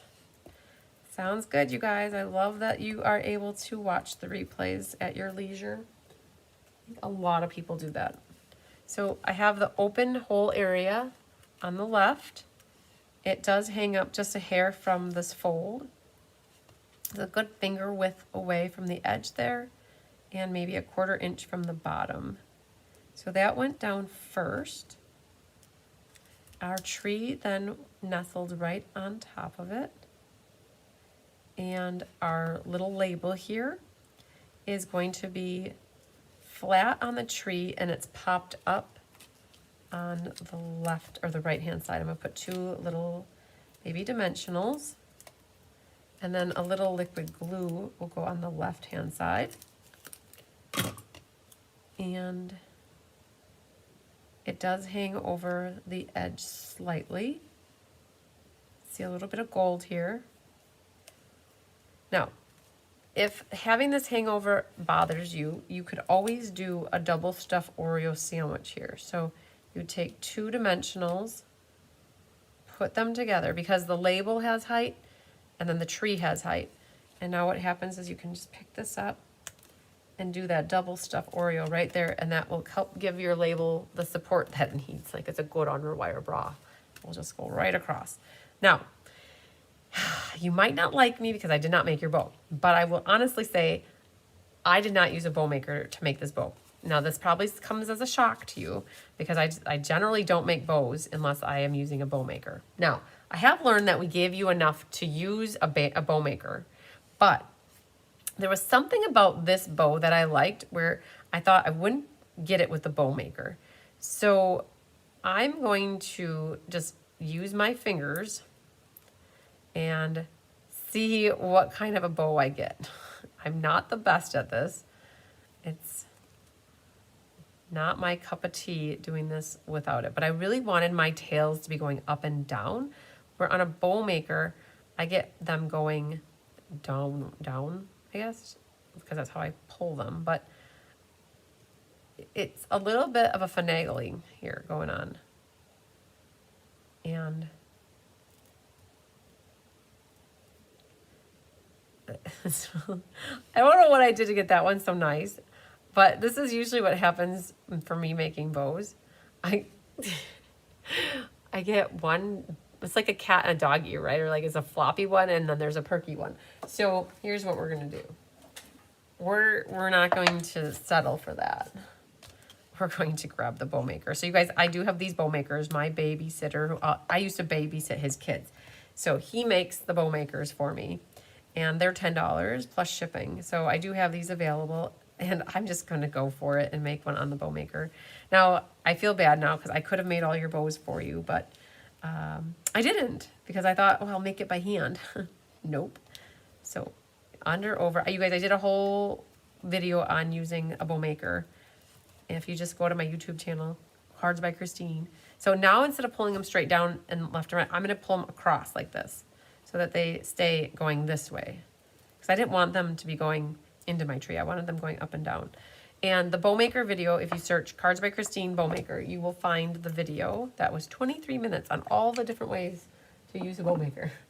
And it worked. So that's good. It's all good. So good. And grab a glue dot right in the middle of the hole. And you can pop that down right in the middle of the hole.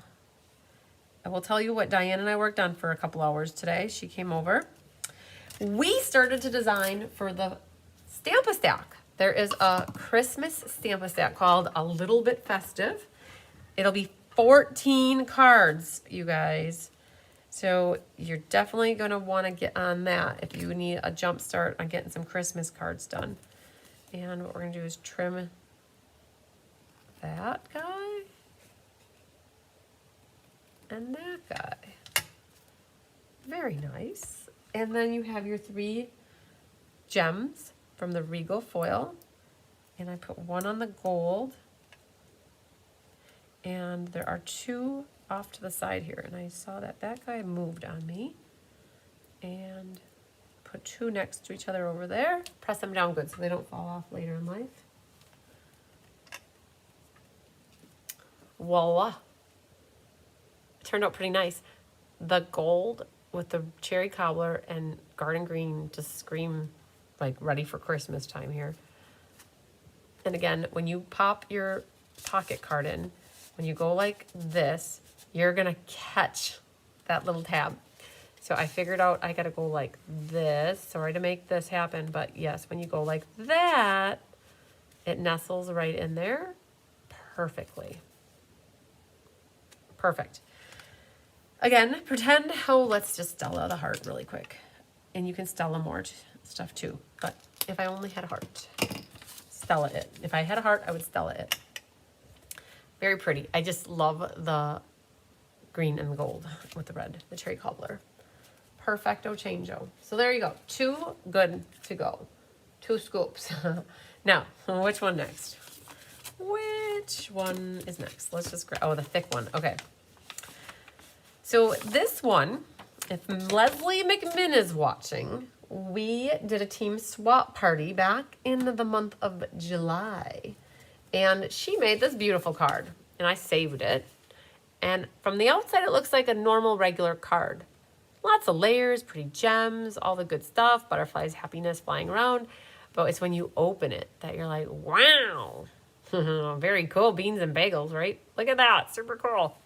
And I thought, ooh, I think this is an easily reproducible fun fold. So much that I thought it's going to be for class. So we saved this, set it off to the side until it was time for class. So thank you, Leslie McMinn, for your inspiration for that one. And what do you get? So this one, you're either going to be using the color patterns of Peacock and gold, or cherry cobbler and gold, right? So we pretty much cased it, used all the mini catalog product, and we added the same twee as the last card. All right, super cool. Yes, we did do that twice. Poor die cutters. Ooh. They still like us though. And so you either have red or you have green, right? And so my card I happen to have here is using Peacock. So that's what I'm going to use.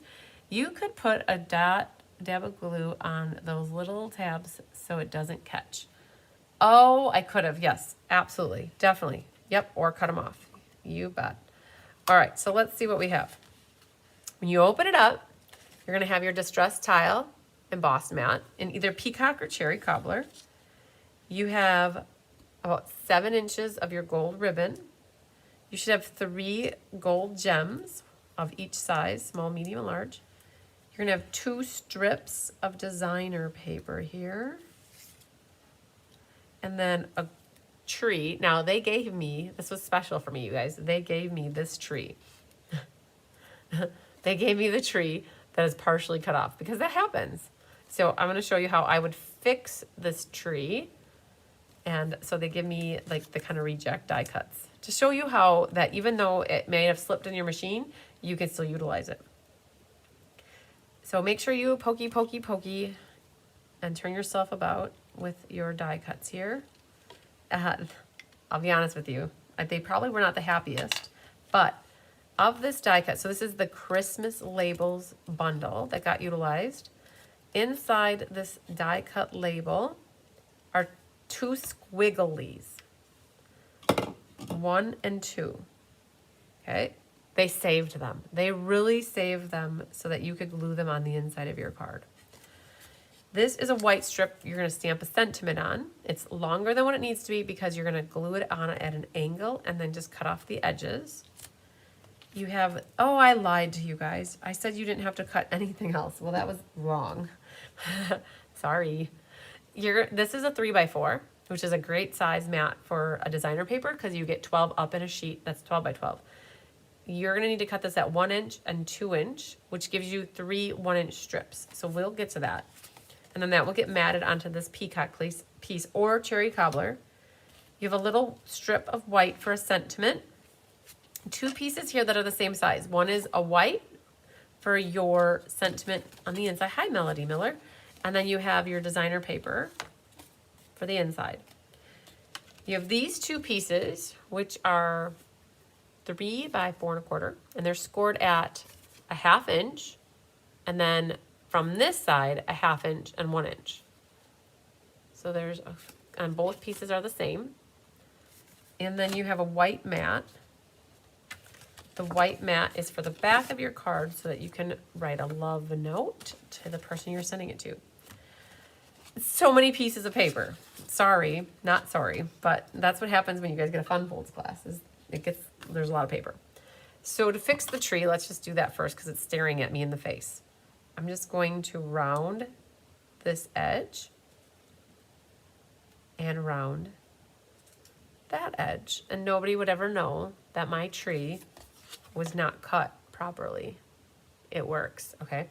So if you ever get a die cut from us, we missed it. Probably 10 sets of eyes missed, not 10 sets, 10 total eyes. 5 sets of eyes might have missed it. And if that ever happens, and you can fix it, great. And if you ever like, nope, I don't have the die, I don't like it, we'll send you a new die cut. We always are, we put it out there that we just want you to be happy. So there's our tree. And what we can do is prep the back of this with glue. So normally we do not let those kind of pieces go. Well, I would have to say my mom doesn't always catch stuff like that. She tries, but she doesn't have the eye for it. Like, she's not a true card maker. My mom is a cooker and a sewer, so she might not always catch that fine detail. But we definitely try. I did notice also on this piece right here that when it got cut, I got a little bit slight variation with the pattern. It got skinny on me and it's a little crooked. So all I'm going to do is before I put glue on it, I can button that up and straighten it out. And it will be okay.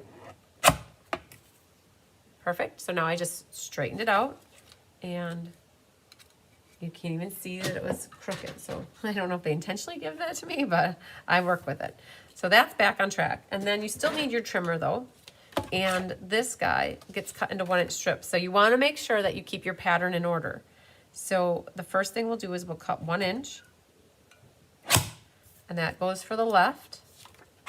And then we're going to cut 1 inch. And then you are left with 1 inch. Now I think we're done. Thanks, Donna. All right, can we do any gluing? I think so. This guy probably, he's good enough. Let's put him on to our tree. So that sets for a moment. Perfect. Okay, good there.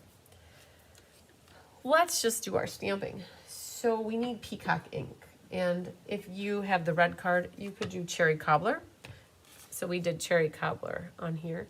And if you have, you guys, if you want a good laugh, when we designed the card, we're like, love and joy this season. May your holiday season be filled with warmth and cheerful celebration. And then you could put something else on the back. When it was all said and done, this did not say this season. It said the season. And when you start over, it says love and joy the season. Okay, totally does not make any sense. So, oops. So what we did find in this stamp set, it's called Peaceful Season. There's one in here that says, for you. Maybe it's not in that one. Hang on, for you. Where did the for you come from? I could have sworn it was that set. Oh, it's Christmas labels. To you. The to you. So love and joy to you is what I would pick overall. If you have other sentiments at home that would work, that's great. All this is basically our sentiments and some trees. And this one, we're going to just grab this.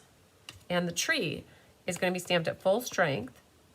And then you're going to do second strength right away. And it makes it look like it's a tree in the distance. So we're going to do one a little bit further to the left at full strength. Pick it up and drop it down right to the right of it at second strength. And it gives it the illusion that it's in the distance. And that's the back. You have your little skinny strip here. And that is for you, or to you. And this little white piece, I gotta find the to you. This is your big sentiment. This is not a square, it is a rectangle, and you wanna keep it vertical, not horizontal. And stamp that first. Hi, Rose. Got home, yay. All right, oh, here's the to you. And it barely fits on here, but it does work. Inky dinky do one more time. What people weren't so crazy about is the font of it, but I think it works. And then I have this one right here. And you're gonna center that top to bottom and left to right if possible. Perfect. And good deal. That's it for the inking up of this card. Now, let's get a little bit glue happy.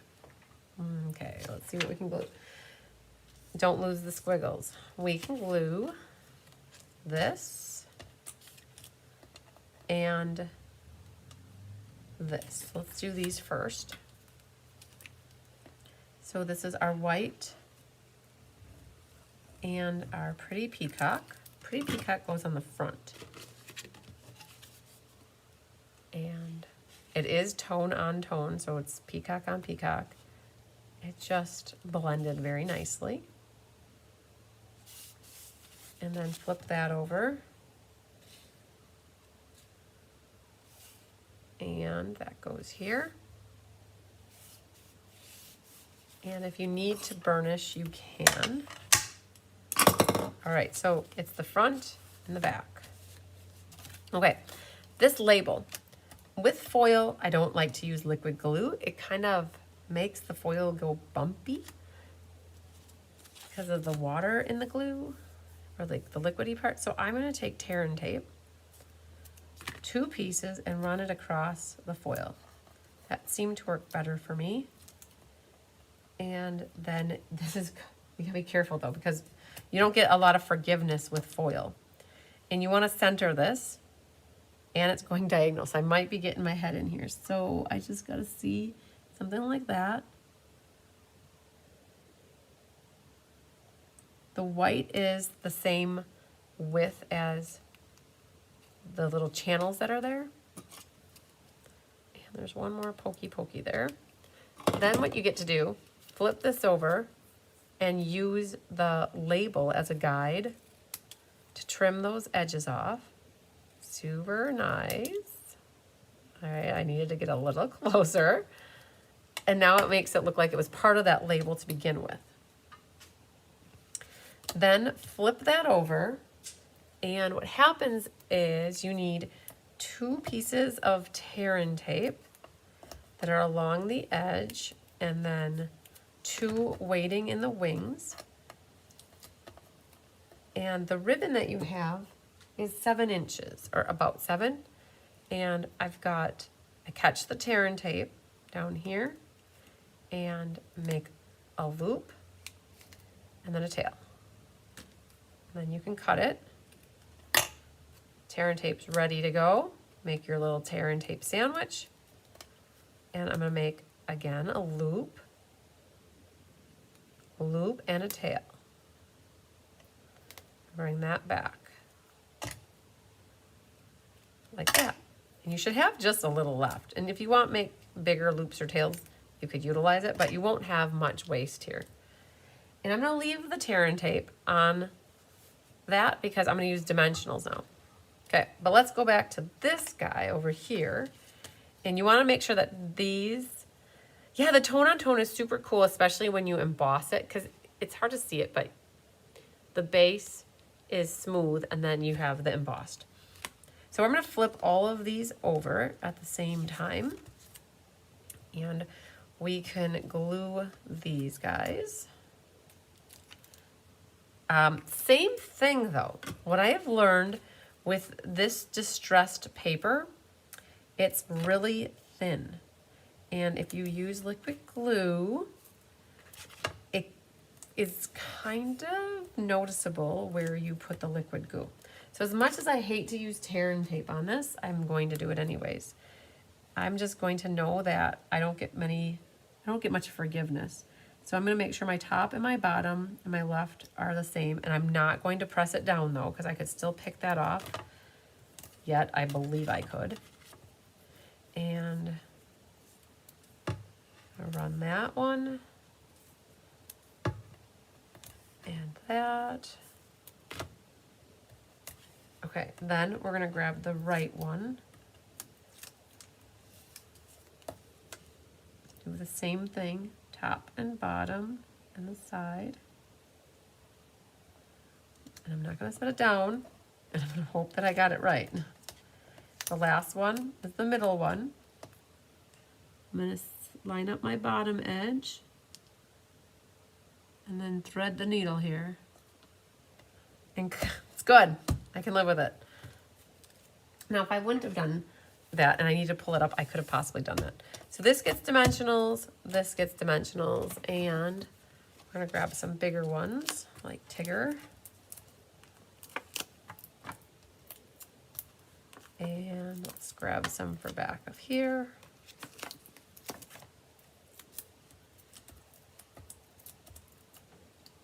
And this will pretty much complete the outside of the card. Then we get to the fun part, the FUNN part. Oh, the Northern Lights are out. I hope you saw them, Deb. Not too bad here in Central Illinois. Okay, my phone has a nighttime setting that allows me to take pictures, and you can see it good when you take the pictures. So that goes centered left to right, top to bottom, and then this goes right through the middle. centered. And then you should have your 3 gemsies. I put the big and the small at the bottom and the medium one at the top. So that's what we have for you. A little bit of bedazzly gold going on. Whoa, that just flew. All right, let's talk about the inside. Okay. It's not overly complicated. You have these 2 little pieces, and I want to share this with you. So this right here is 5.5 inches tall, right? It's a normal size card. And then these guys are 3 inches. So when you look at this, this is the piece of paper, and this little tree got die cut out right there. And so it uses a full sheet of cardstock, which is awesome. All right, so let's go to these guys. You want to, it's midnight in Massachusetts already. Wow, because it's 8, yeah, you're 2 hours ahead. All right, so then burnish your edges. That. All right, this was really hard writing the PDF tutorial. I will tell you, the words were really hard to figure out. So I think how I worded it is you take these 2 little flaps that have just a 1/2 inch panel here, right? On the left one, it goes to the left. So on the left-hand side of the Humpty Hump, let's say there's a mountain here. This left flap, well, I should say this 1/2 inch flap goes into that mountain, and this 1/2 inch flap goes into that mountain, okay? That's not so crazy. So let's glue one first. It's gonna be centered top to bottom.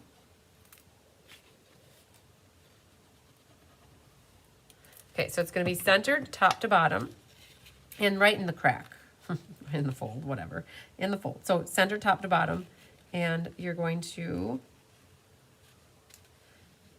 that just needs to close on it, right?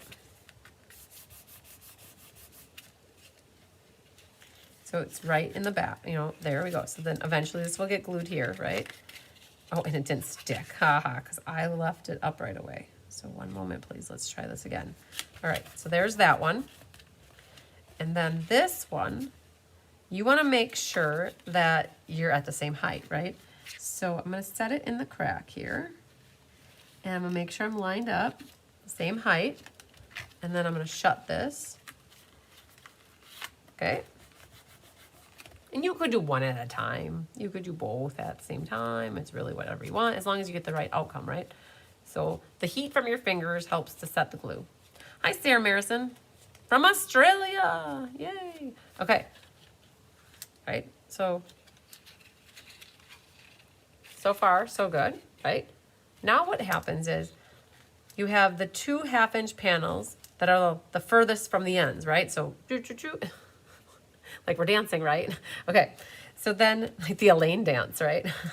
All right, so then you're gonna put the glue, 42 on that side. You're gonna fold that down and set that down. And all it was folded on the second one. Okay, I wanna make sure that that heats up really good. Okay, so you can kind of see here, maybe, there, that 1/2 inch was what was glued, and now ultimately, like that. So now I haven't done this one yet. So I'm gonna put the glue on this very end one, I'm gonna fold it over like that, and I'm basically gonna shut the card, right? So as long as you got that inner part done, good. So now this, all you gotta do is like shut the card. Shut the front door. Just kidding. So we're gonna put glues on these. This little guy gets glued too. And I like to make sure that it's nicely secured.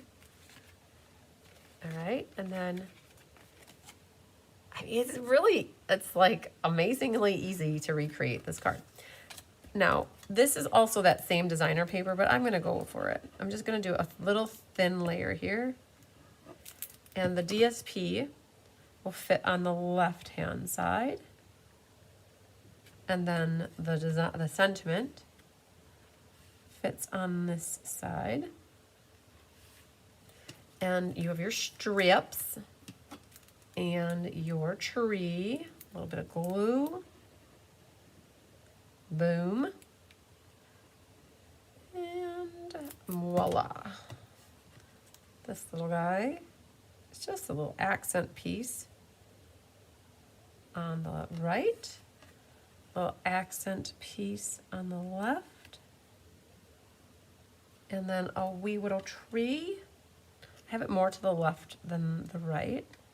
He goes there. All right, the 4U and the 2U. So it's long, just in case your sentiment's a little longer, but you're welcome to do a little haircut. Hi, Gwen Goda from Hawaii. Yay. Good trim job here. Trim it up, little darling, stir it up. And I would do it flat because you're on the inside of the card and there's a lot of layers going on already. So let's just do a little bit of glue. Now these squiggles, they're really thin. Don't curse at them if you don't like them. Won't do any good, but figure out a way to put little bits of glue. And I've got one up here. It just adds a little gold accent piece.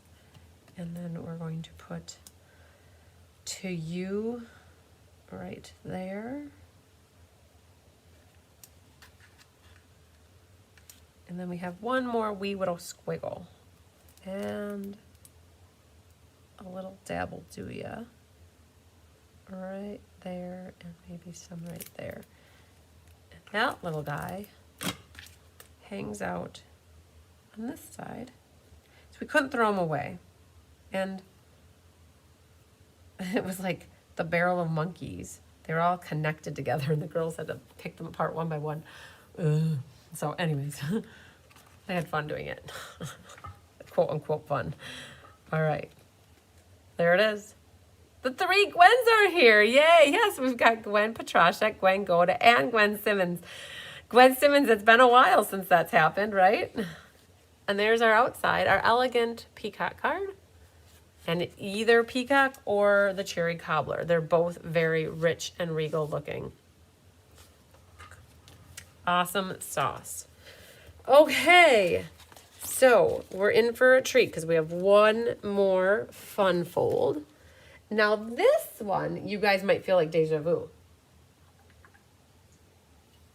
And this one's gonna make us work for it. All right, and this one is our mystery card night from last month. And that's why it might feel like deja vu, because we did the mystery card. We cased Jay Shantae's layout. So thank you to Jay Shante for her inspiration. And you either are gonna get Purplelicious XBLE Docious, Blue 42, or Cherry Cobbler. No words for this one. And let's see what I got. They gave me red. All right. So, lots of stuff going on here, guys. We had another hiccup with this one. I just thought of it right now. So, this did happen. Can't deny it. The cutters tried. They tried. So, you're either going to have purple ribbon, silver ribbon, and white, or the cherry cobbler. This one has gems that are rhinestones, where these other two had the foil gems. So there's my ribbon. This piece is embossed with painted textures. You have your mat for the base here, which isn't a full, it's cut off here, right? So it flips up like that. You'll have a piece of white. That is also scored and then folded for you, and it's your little baby card. This needs lots of stamping. This is a piece that is considered a scrap. It's for stamping all your flowers on the outside. You'll have this layering of white, either blue, pink, or purple, which this will eventually go right here. And we have 2 pieces of designer paper, which are the correct size. And we have 2 pieces of pink, blue, or purple, which are not the correct size. I am sad to say that we figured this out in class. And we made the executive decision to go with these pieces. They should have been 5 1/4 by 2 3/16, and they ended up being 5. And the way that we're going to make this work is that we're just going to alter the design a little bit.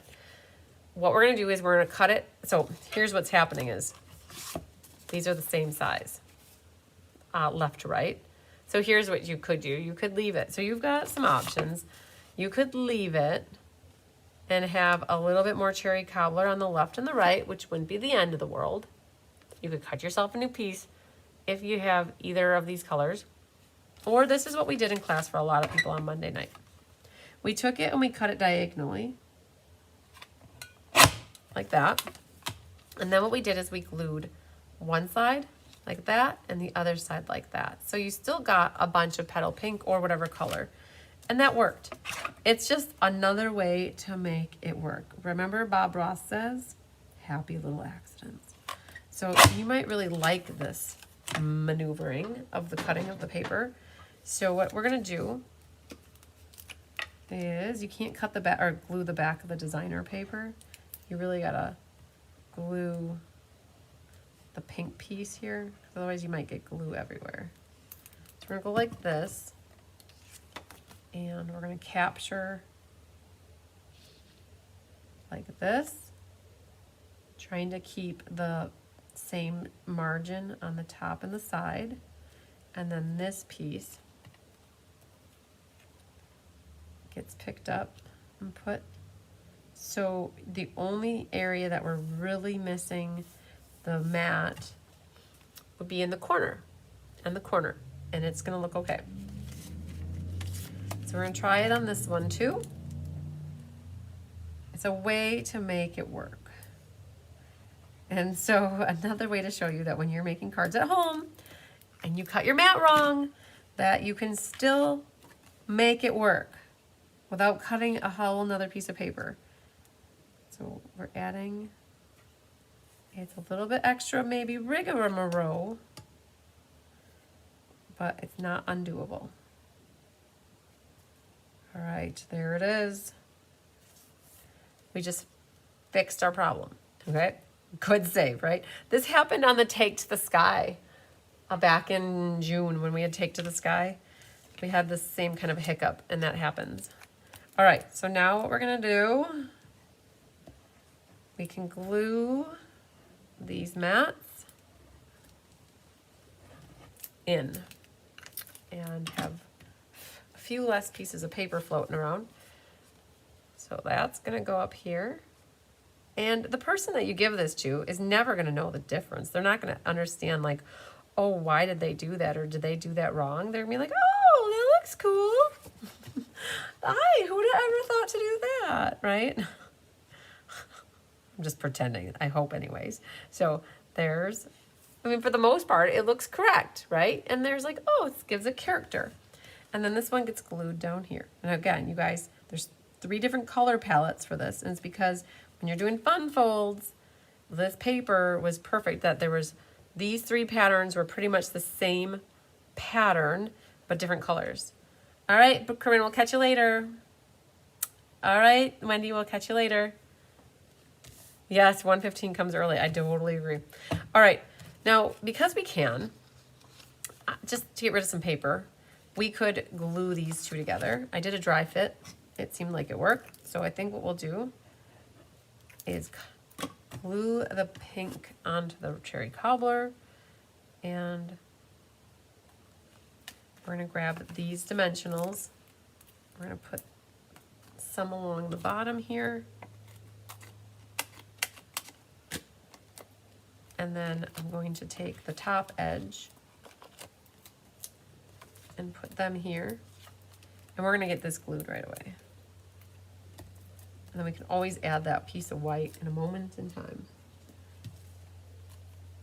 So let's pretend that this is glued right about there. Then this is going to go right Hi, big boy. Oh man, it's Hunky Doodle. You never come out for class. What's up, buddy? So it was centered left to right, and so that's good. All right, so we've got the core of the card pretty much done. Now we get to get our stamping on. All right, lots of stuff. Hi, buddy. You never come and visit. People don't even know who you are anymore. Hi, handsome. Hello, baby. Where are you going? Okay, well, you're on a mission to not give us any love. Sorry, guys, but that was Hunky. All right. So we've got the Regal Flora is right here. It's from the mini catalog. So we've got that. We've got our dies ready to go. He's coming this way. Ooh, ooh, ooh. What are you gonna do, buddy? He's like, Mom, you got way too much stuff in the way. What am I supposed to do? Okay, buddy, you're right. I got too much stuff going on. It's like, okay, come on. Where are you going? He's got like Bambi legs. He must have been sleeping. All right, buddy. There you go. Okay, let's move these guys back out of here. So we need purplicious. If you have blue, it's navy. If it's blackberry, or it's cherry cobbler. But I've got the blackberry. And we have lots of love, and we're sending all the love your way. And that gets stamped on this white piece right here. So sending, oh wait, I have donut, whoa, hold the phone.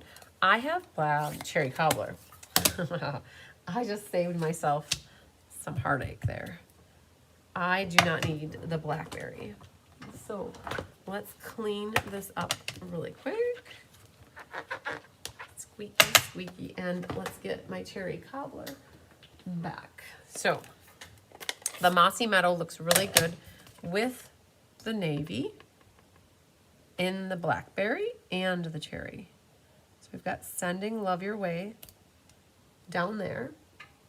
And then on this one, I did do Missing You. So in class, people were like, yeah, I don't always miss you. So they decided not to do the Missing You, and they just did more flowers. And this is a prize for somebody, so I'll skip the Missing You for now. And we'll keep it, because then they don't have to be like, well, I don't know who to send this to, because maybe they're not missing anybody, I don't know. But we're going to do Wishing I Were There to Give You a Hug. And you know what? I bet I got my mask is taken away on me. If you guys remember from Mystery Card Night, I had a mask. And I don't know where my mask went. I might have to make a new mask quick. So we need red, single, or double. There, that's for die cutting that out. And then if we look at this, we've got an assortment up here. And then I'm going to twist it a little bit and do one here. And then on the inside, there's also another 3-1. So we'll put this here. Like that. All right, Tyra, we'll catch you later. And then we also need the single. So we're cruising right along here. We've got the red done. Like that. All right. Then we need to grab the Mossy. Thanks, Gwen. Oh, there's my mask. That's how my mask turned out. All right, we found it though. Yay. Now I don't have to create a mask. But we do need one of these guys. Put it right there. And 2 of these. So if you don't have this exact stamp set, it's okay. I'm sure that you have other flowers that you guys could utilize. A lot of people have a lot of flowers. All right, so we're gonna be careful now not to get ink everywhere. And this, I rough cut these so that they're all single pieces to put on my die cutting machine. And then this is where the mask comes in handy. So I keep it, you guys can see, I see some red here. So I want to see a little red because my mask is actually a piece of cardstock, white. And you have to press pretty hard, otherwise you end up getting that. So you see that circle? Like to the naked eye, you probably think, oh, it's not so bad. But I really tried to get a little bit closer than what I just did. So we're gonna try it again over here. I'm gonna keep it a little bit further away. And I'm gonna press a little bit harder just where the ridge is. So you can see that one got a little bit closer. It's a little bit better. All right, now over here, we're gonna fill this in with greenery. So there's that one. And now I'm gonna move my mask around here. And again, I didn't stamp the missing you. And we'll come back to that other one, but this guy is over here. So again, I'm staying away from the edge. Like that. I might throw in this guy here just to mix it up.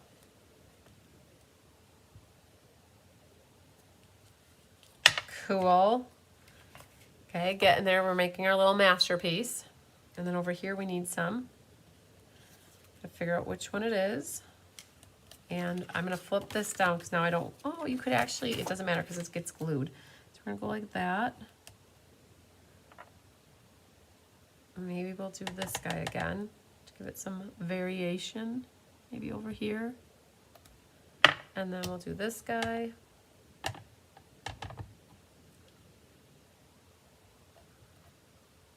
That. Okay, and then we need something else over here. You gotta be careful. If you get this too saturated and inky, it's gonna stain your fingers. So you just gotta be careful. And that one can go there. See, it allows you to get nestled right into it. And we're gonna do one more of these guys up here. And now you just made your own designer series paper. Perfect. I think that's everything. So we'll put these over here. Oopsie daisy, ink there. We can glue. We'll lose that guy. We could glue this in. We're getting down to the end here, everybody, so hang tight. In case you didn't see Mystery Card Night, you might not know what this is about. This goes in here. Got that like centered left to right, and flip this down quick. And you will see a little of the greenery coming out, and that's okay.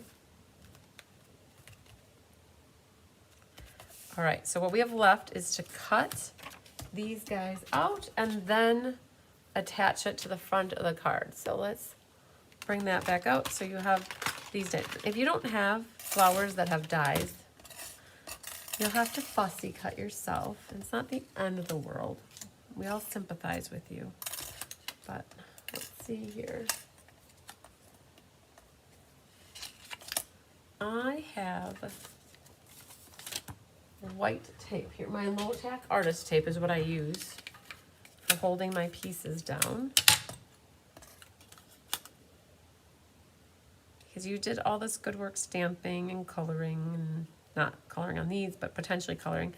I don't trust it staying on the machine in the right area without jumping around. So it's good to tape it. It really is. Oh, thanks, Gwen. Yes, hi, Patty. Right, late to the party, but better late than never. Yay. I feel so good. I've emailed a lot of you girls recently. Feels good to get responses back to a lot of you guys. Okay, so we got that staged and ready to go. Bigger jigger. So let's flip this down. We got our little baby blue here. We got 1, 2, 3. Oops, see, that guy didn't even stick. So we gotta get him right back in line like that. Hi, big boy. Hi, handsome. Oh, you want to say hi to everybody, don't you? Oh, yep, here he comes. He's coming this way. Well, hello there, Mister. Mom, there's no room for me here. Well, baby, we're just about done. Oh, you look so sleepy. Oh, you've got dreamy eyes. All right, so we have one left to do here, and it's this other leaf. Are you trying to help, big boy? We'll put this one right back on here. And, oh, I know, you want some lovin's. Yep, you're like, Mom, stop touching all that stuff and start petting me. You were busy all day. All right, just one more of these. Perfect.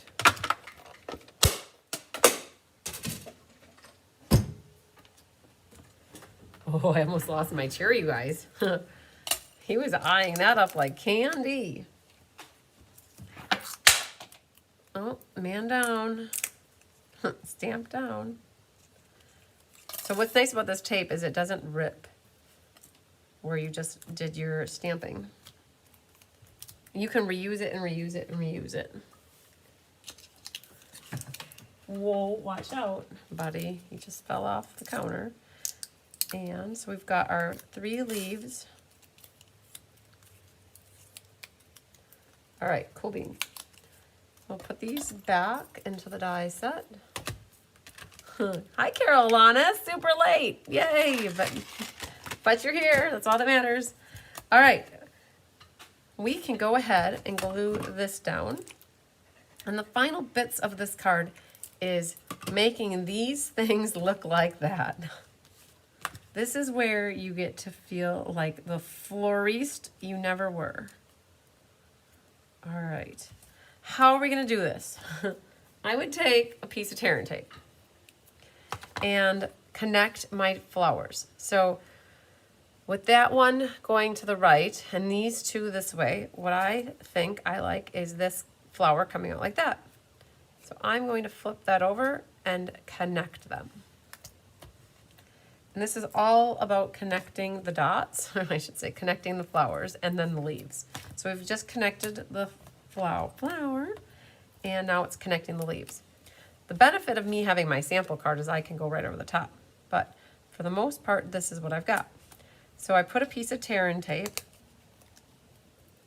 along this edge over here, and there was a gap there, and that gap looked really nice having that leaf action. See, that was right there. That filled in the hole there. And then on this side, there was a little gap at the bottom here. So this kind of makes that. And then over the top here, there's not any tear and tape at the moment. So what we're gonna do is put it across the top. Hey, I gotta ask you guys too. We have 3 more spots available for the Radically Retro Swap Party. Making 20 cards, all using retired Stampin' Up! Products, unless it's certain ink colors and cardstock. That can be current. If you go to November 3rd for my calendar of events, you'll find all the details. The cards are due to me, though, by October 21st. So it's coming up fast. So if anybody is interested in joining in that event, let me know. So I basically created an ensemble. Boom. Now I'm going to test it out to see if I like the way it looks over here. Well, that looks really nice. So I'm okay with that. So let's go with it. But now we need to add some ribbon. Ribbon across the top and ribbon across this bottom area. And so we're going to put it there and up here.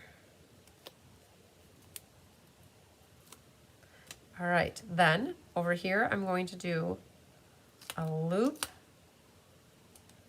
Oh man, I didn't have weighting in the wings. Let's see what happens. I need 2 weighting in the wings. 1 for here, and grab that scissors and figure out which angle you want. Going like this, I think. Okay, and then we're gonna do, I've got a lot of ribbon left, so you guys probably do too. I'm gonna do a loop, and a tail, and maybe another tail. So up here, because this is gonna be like that, I'm gonna do a loop and a loop, bring out a tail. I'm going to sandwich this and peel it off. I have enough to do a tail, so that's how I get the loop, and the tail action. And now I have another little tail. It's gonna come out like that. And to make sure it gets pickled good, I'm gonna put it right there. And then we're gonna pop this up with dimensionals.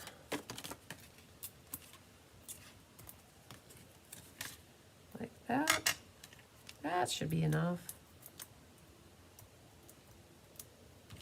And then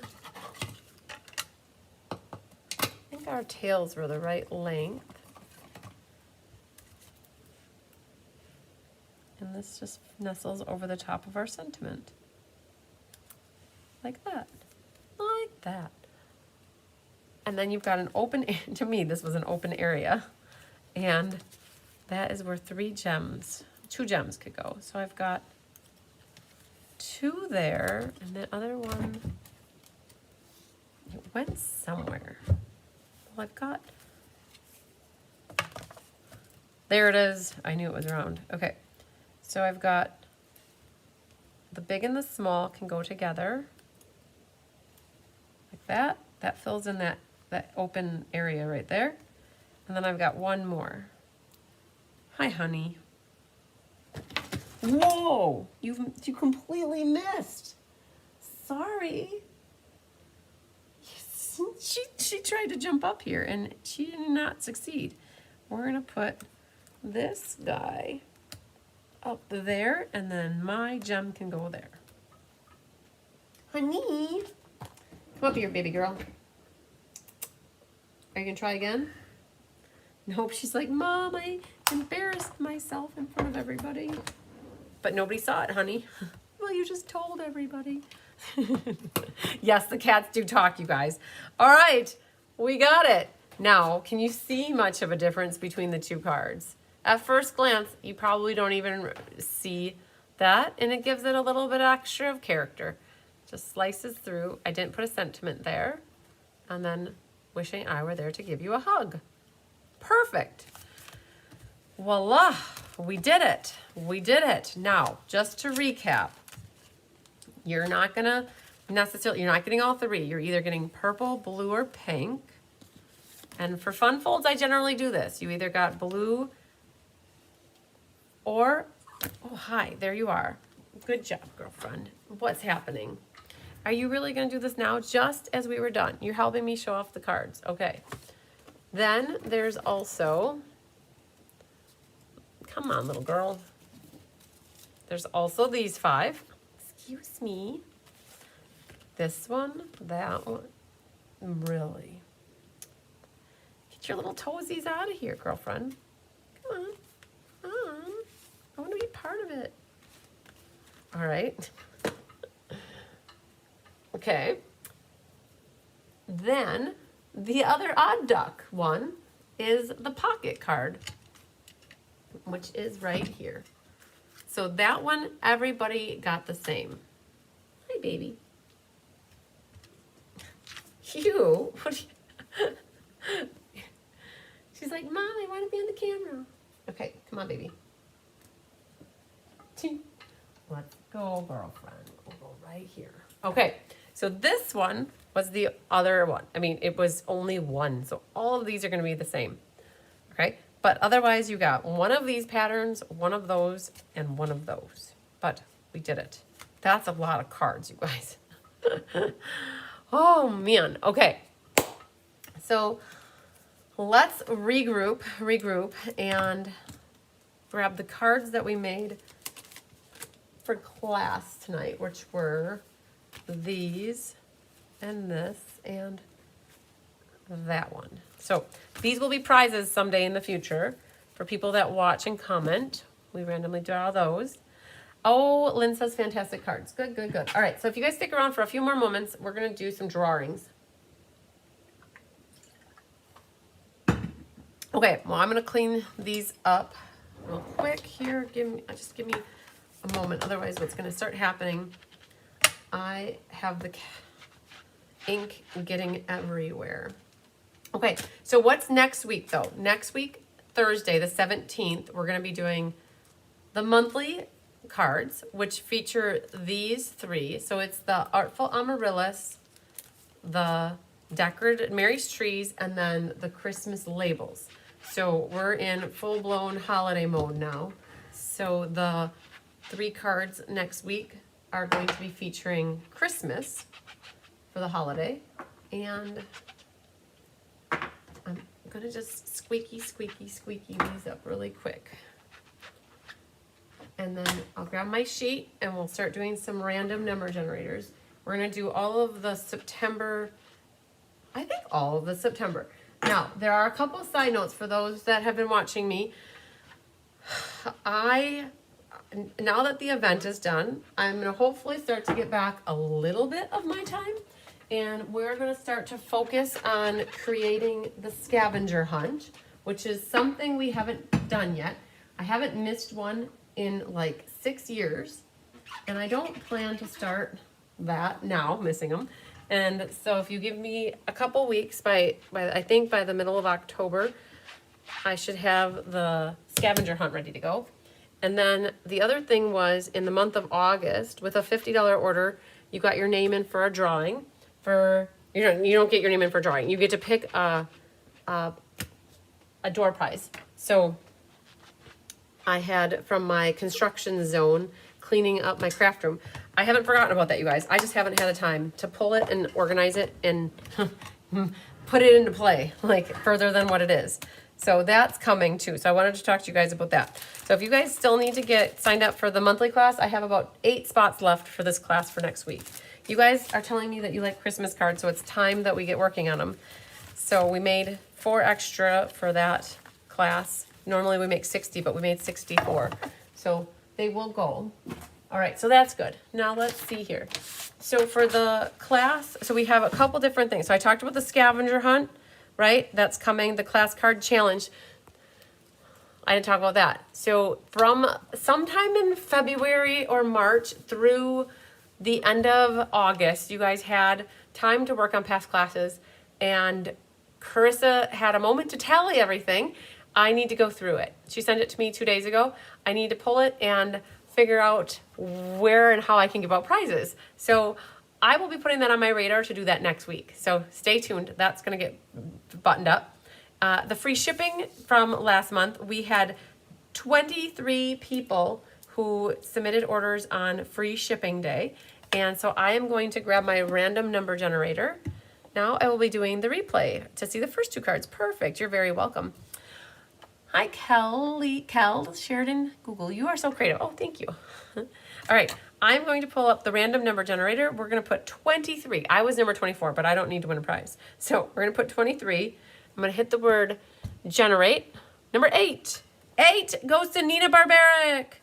All right, Nina, I will have a stamp set for you. I'm going to pick one more person, too. Number 12, Debbie Eversbacher. I have some stamp sets from the mini catalog, and I will see if you have them. And if you don't, that's what I will give you as your prize. All right, so congratulations. So on free shipping day, which was sometime in September, I can't remember which day it was, I kept track of all the names of people who submitted orders that day, and we did a prize. So monthly creative challenge. We have some different rules, and this was for September. You have to use current Stampin' Up! Product, and you have to follow themes, and you can submit your cards. And so we had 17 cards that were submitted for this challenge. So I'm going to drop the camera down, click the word generate. Number 5. 5 is Vonda. Yay, Vonda. I do not know if you're still watching or not, but how you can find this challenge, I post it in my Cards by Christine Facebook page, and then I pin it to the featured section. So it's always at the top in the featured area. And that's where you can go to share your cards. So Vonda, you won, yay. Oh, Sarah would love to come in person, but you're a bit far away. I know, Sarah, right?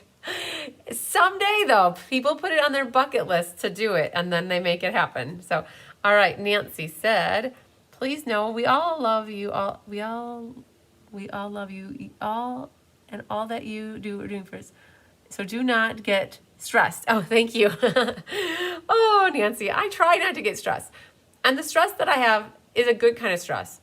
I love the kind of stress that I have. I'll be honest with you. I would rather be doing this than anything else. So, all right, class card challenge. My challenge is that for those people who get card kits from me, that I want to see what you're doing and getting your card kits done. Not that they're sitting in the corner somewhere collecting dust.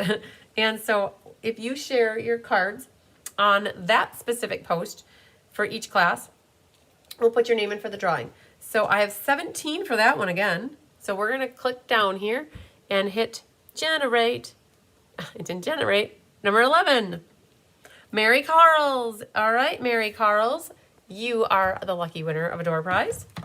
Oh, I know, right, Sarah? Oh, Australia is on my radar. I will tell you, it is on my radar. Tyler and I are going to go there for 3 weeks, but it won't be next year, and I don't know if it'll be the year after.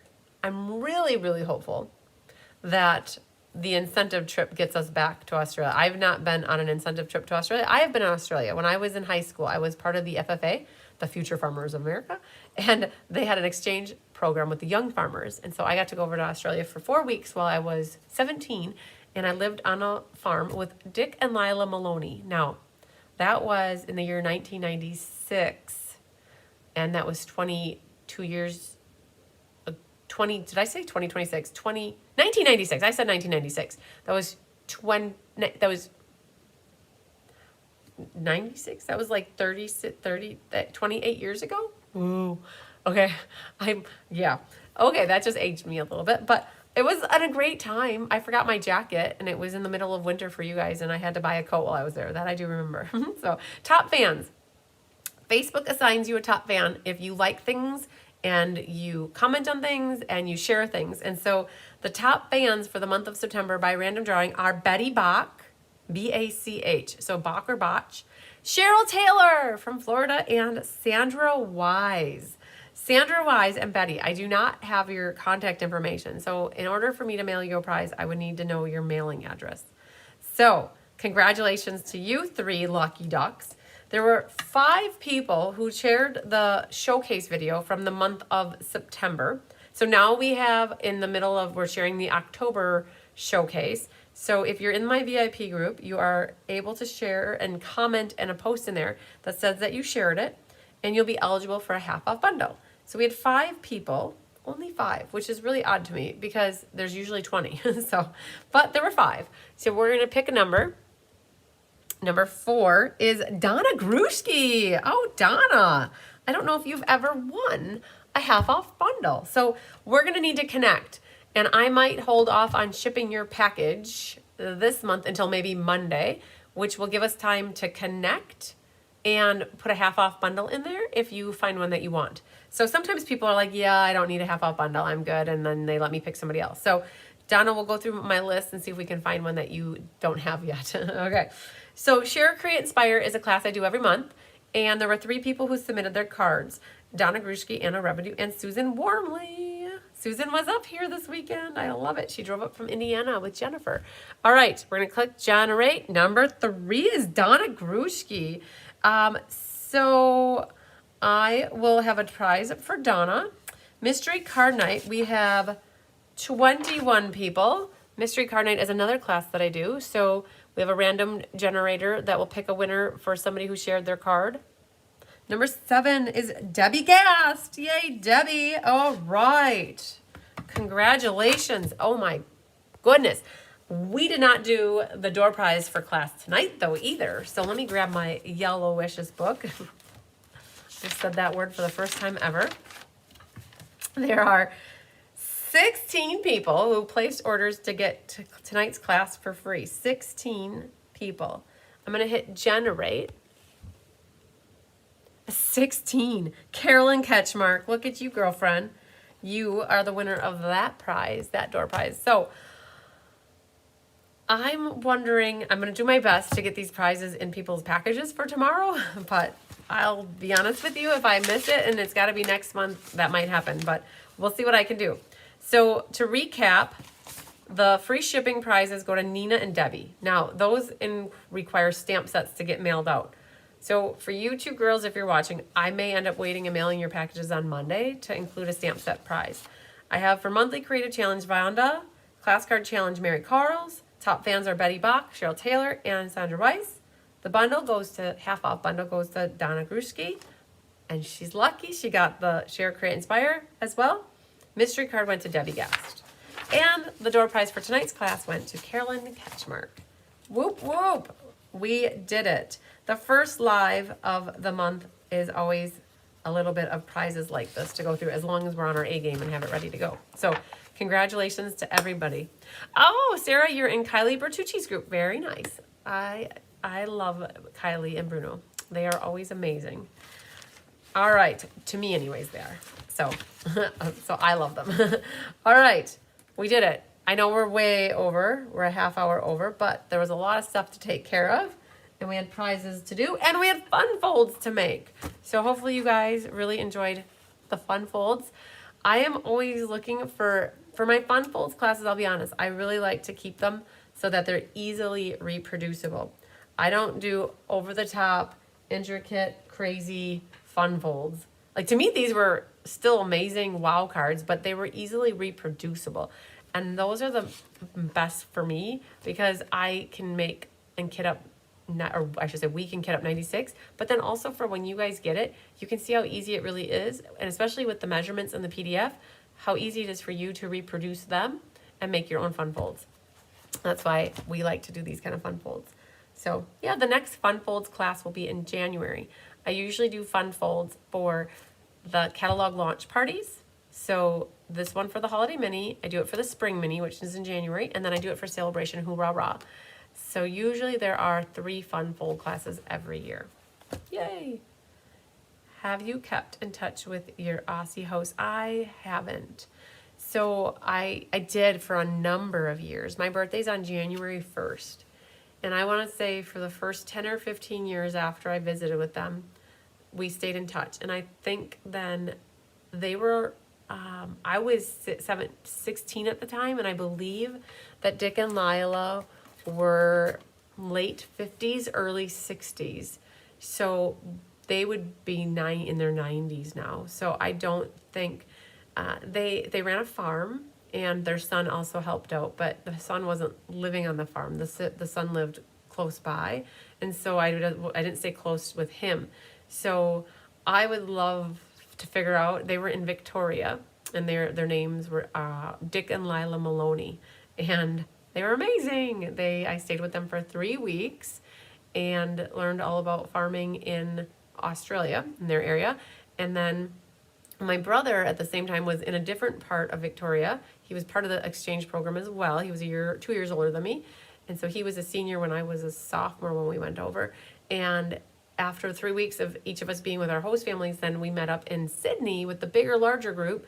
And we toured around Sydney for a week. And it was super cool. It's hard to believe that was in 1996 and that was 28 years ago. Yeah, like many moons ago, so as they would say. All right, you guys. So, Sarah's birthday is January 2nd, so I've got you by a day. All right, so what's next? Tomorrow is Friday. Friday, shipping day tomorrow. Shipping day tomorrow. We'll be at it all day, so you probably won't hear from me much during the day unless I have a question for you. But we will be live for class at 3:30, and we're going to be doing the Sentimental Christmas.